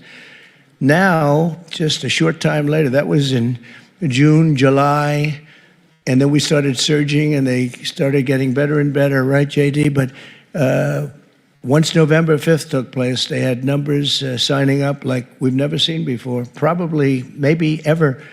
But they say the minimum, you know, you're talking 30, 40 years. Nobody wanted to sign up. They weren't proud of our country. Now they're so proud of our country that we have the highest. We've attained the highest levels, I think, ever. And the police forces, too. And the firefighters. I never forget the firefighters. They're all doing great because people now love our country and they're proud of our country again. And it's only been really 3 months. It's not that bad, right? Right, honey? I think maybe they're like our First Lady and our incredible Usha, Second Lady. I always have a hard time saying Second Lady. I'm not sure is that a compliment or not. I say, JD, do you like me calling her the Second Lady? I don't know. That's the way it's been. She is a great person, great person. We used to have shortages. Now we have waiting lists because of all of this great spirit that's really devolved. It's been incredible. So as we celebrate military mothers today, we look forward to an incredible future for the United States Armed Forces and for our country itself, and for those great service members and for all of you who love them so much. And now it's my pleasure to introduce that very special woman that I talked about, our great First Lady, and she's loved by all. I just walked by the Rose Garden, and that is the most beautiful thing. We saw it yesterday. You know, she took a lot of heat. She did it. It was so gorgeous, and these people couldn't do that if they tried.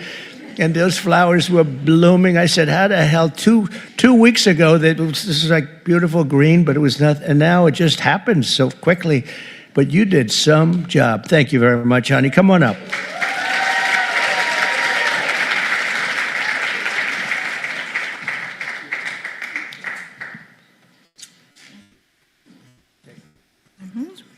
It's okay. Nobody. Welcome. And thank you very much for your kind words.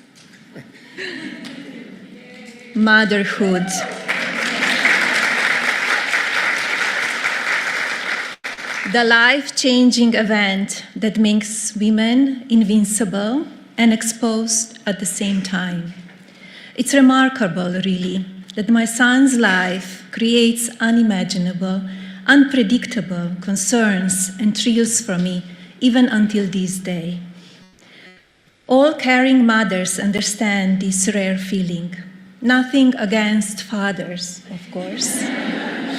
But in my opinion, and I'm sure everyone in this room agrees, only a mother can grasp this particular point. Military mothers in America, together, have developed an extraordinary parallel journey. They are filled with stories of personal sacrifice, determination, loss, and healing. Certainly, only military mothers have experienced this level of grace and resilience of American life. And finally, aging. A sudden shift in family dynamics. An unexpected positioning change in life when caretakers become the caregivers. If this has happened within your family, you understand the precious nature of motherhood. Here now, in the White House, at this pivotal moment, I urge you to prioritize your well-being, nurture yourself, for your strength is the bedrock of a brighter future for our children. By caring for ourselves, we empower the next generation to thrive. Together, let's build a legacy of resilience and hope. Your journey matters. Embrace it. And indeed, the sacred strength of women is a profound force. With unwavering love and nurturing wisdom, we have the ability to inspire, uplift, and shape the future hearts of our children. This power, rooted in compassion and resilience, is a beacon of hope that lights the way for generations to come. Let us unite to honor the beauty of motherhood, champion the grace of our journey, and inspire those who follow. A mother's love and wisdom empower our children to flourish, instilling in them the courage to reach their full potential. Motherhood. Happy Mother's Day, everyone.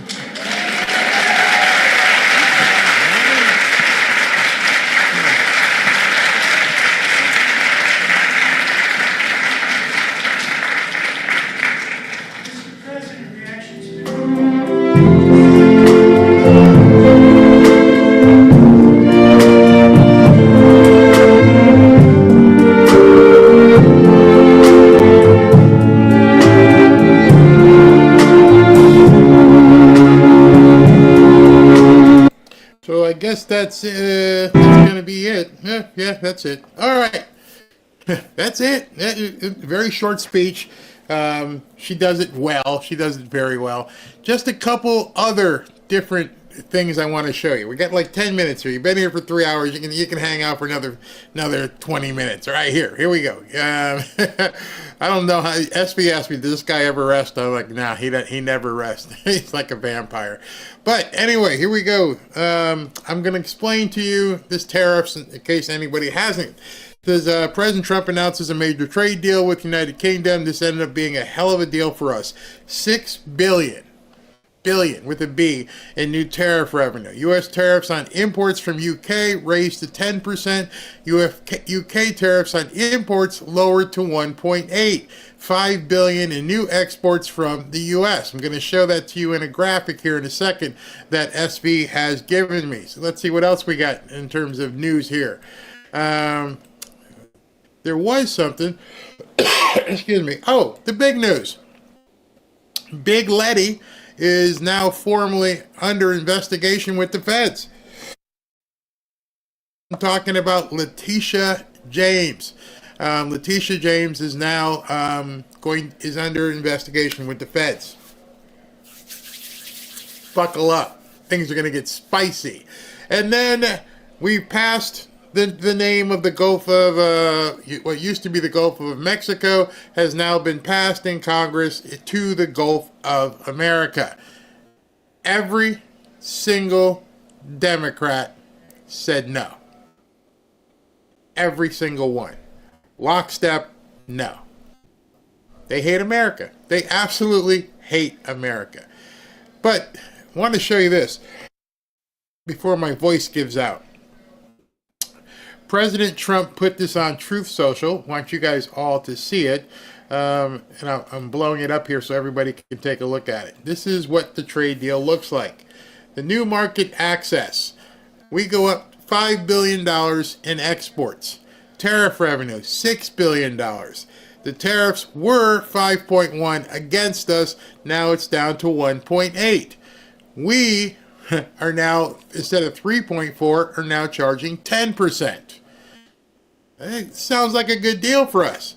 And it includes unprecedented access to the UK market, ethanol, beef, cereals, fruits, vegetables, animal feed, tobacco, soft drinks, shellfish, textiles, chemicals, machinery, and more.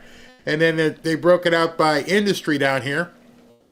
Steel and aluminum trading union tariff plus quotas, pharmaceuticals, secure supply chain, quota on UK auto exports, 10% tariffs on 100K quota, and airplane parts, 10 billion Boeing procurement.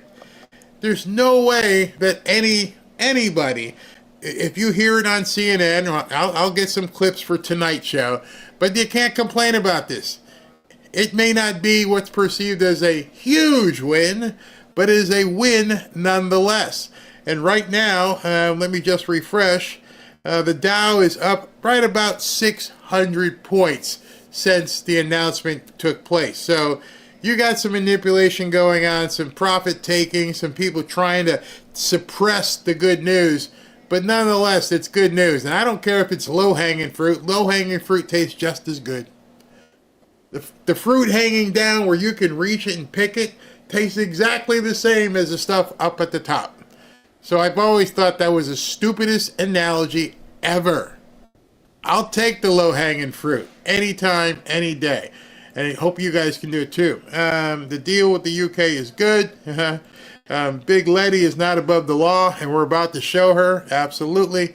Mainstream media will complain. That's for sure. You will definitely. I can't wait till tonight's show. All right, so you guys have been here 3 hours. Let me take super chats and let you go eat your lunch. Just to let you know, tonight we're gonna rock out. While President Trump was talking, I'm sitting here looking at what's tonight's playlist look like, and I got some goodies here. And some of the suggestions that you guys made. And just to let you guys know who don't know what the hell Barry's talking about right now, don't tell me there's something else happening. Robin is at the doctor, and Ashley told her the dog is crying, but she's right here sleeping. So if you don't know what's going on, here's the deal I have with Rumble. Rumble said, Barry, could you, at the end of your second show, not your first show, at the end of your second show, can you jump to Rumble and just finish it off there? And I said, let me think about how I can make that work. It sounds stupid. Why would I have people leave a stream on X or on YouTube just to go to Rumble to hear the same stuff?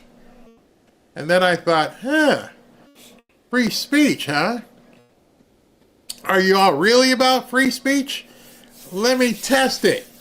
And Saturday we did a test, and it went well. And so for the last 2 nights, we've been doing it. And tonight we're going to do it too. We're going to rock out.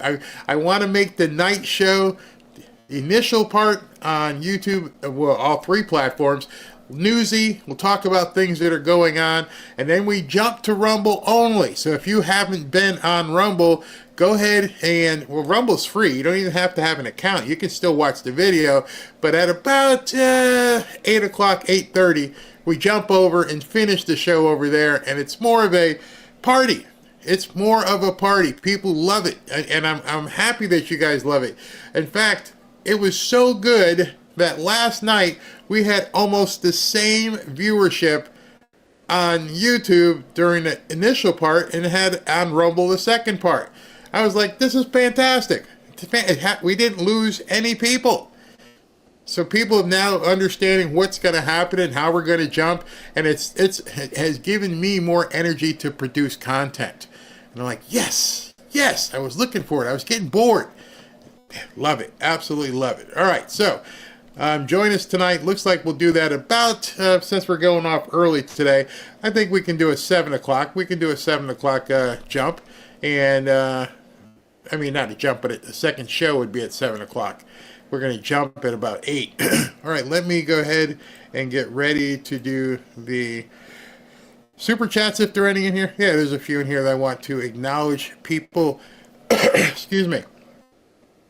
Let's get this done here, and we're ready. All right, so Steve Pina, thank you. Judy Russell, Biden's golf handicap has been disclosed. Playing woke golf, where you tee off and place the ball where you think it should go. Granny C, we need some Journey. Oh, okay, Journey, huh? Okay. I will put it in the list. Melody Hart, a British corporation owns the Democrat Party. Our old adversary is still trying to take America back by using politics. There's some weird stuff going on. We'll talk about some of that weird stuff tonight as well. My mom used to say, Stan Mifflin, stop letting the sun bake biscuits in your butt. In other words, get out of bed. Let's see, who do we have? Joshua Bennett. I wish I could say my mom and father were like that, but not everyone can be that lucky. Sometimes you end up with a junkie and a hustler, but I use it as motivation every day to be better than my creators. Well, Joshua, if you live that kind of life, understand, as a black kid growing up and then doing things on my own and having actually 2 white wives. The first one didn't work out, but in any event, 2 white wives, and then doing real estate and doing okay for myself, I would say. I'm not going to brag. I heard the same stuff. You forget where you came from. You don't forget. If you had a bad mom and a bad dad, don't forget. Just remember never to go back there. Never to be like that. Arizona Guy 1. It's the golden age for America. Indeed. Mary Velli, thank you. Arizona Guy 1 again. Trump is the man. Isn't he doing it? Isn't he kicking butt? Brian Newland, we need to put all the representatives and senators on notice. The Declaration of Independence gives us the right to abolish and start a new government. I'm pretty starting to think that that's what Trump is actually doing. And they can't stop him. What's new? No matter what he decides, I trust President Trump to always put American interests first. I do too. RF1 Games. Barry, how do you get rich by investing? I need some talk to me like a child. I understand you put money in, but how do you get it back? All right, so the first and foremost rule of any sort of investing or any sort of business endeavor is to don't think you're doing it to get rich. Never do it with the purpose of getting rich. You will completely abandon it. You will not find any success if your purpose for doing this or doing that is getting rich. It has to be a higher purpose to what you want to do in life. This is very important. That purpose is not about making money. That purpose that you should have, and I'm not preaching at you, but should be to make sure your wife, your children, your God, all of these things, the blessings that get bestowed on you are to help other things happen in your life. The richness that a good man or good woman is able to obtain is the richness to understand what freedom is. Not by the dollars, because dollars depend, it depends on the person. Freedom, however, is measured very simply. When you can do what you want to do, when you want to do it, how you want to do it, then you're actually free. I'm sitting here, my wife's at the doctor. When I get done, I'm going to go walk the dogs. I'm going to go have lunch. I can do whatever I want. There's nobody telling me. So if rich was based upon dollar signs for me, I would say, I'm not rich. But if rich is being defined by my freedom to do what I want to do, when I want to do it, how I want to do it, with whom I want to do it, then you're a rich person. just define yourself in terms of what you want to do with your life. Don't do it for the money. Redeemed Patriot. Need a hat with winning on it. Yeah, we should get one of those and just says winning. Agree. BLS, Barry, thank you, brother, headed for reaching out to me this morning. My issue with Patriot Addict, not you. Love you, bro. And yes, BLS, I did contact them, or actually I contacted Ashley to contact them. So you should be hearing from them very soon. Let me know if you don't. Nicholas Lamonicus, Barry, you are appreciated. Love what you and Rob and Ashley do. Thank you. And the mods. Don't forget them. Let me just stop you for a second. Some of them go by code names. Actually, all of them do. Well, Tommy doesn't. There's Tommy Lawrence. There's Roaring Rage, not Range. There's SV. There's Severo. And there's Beth.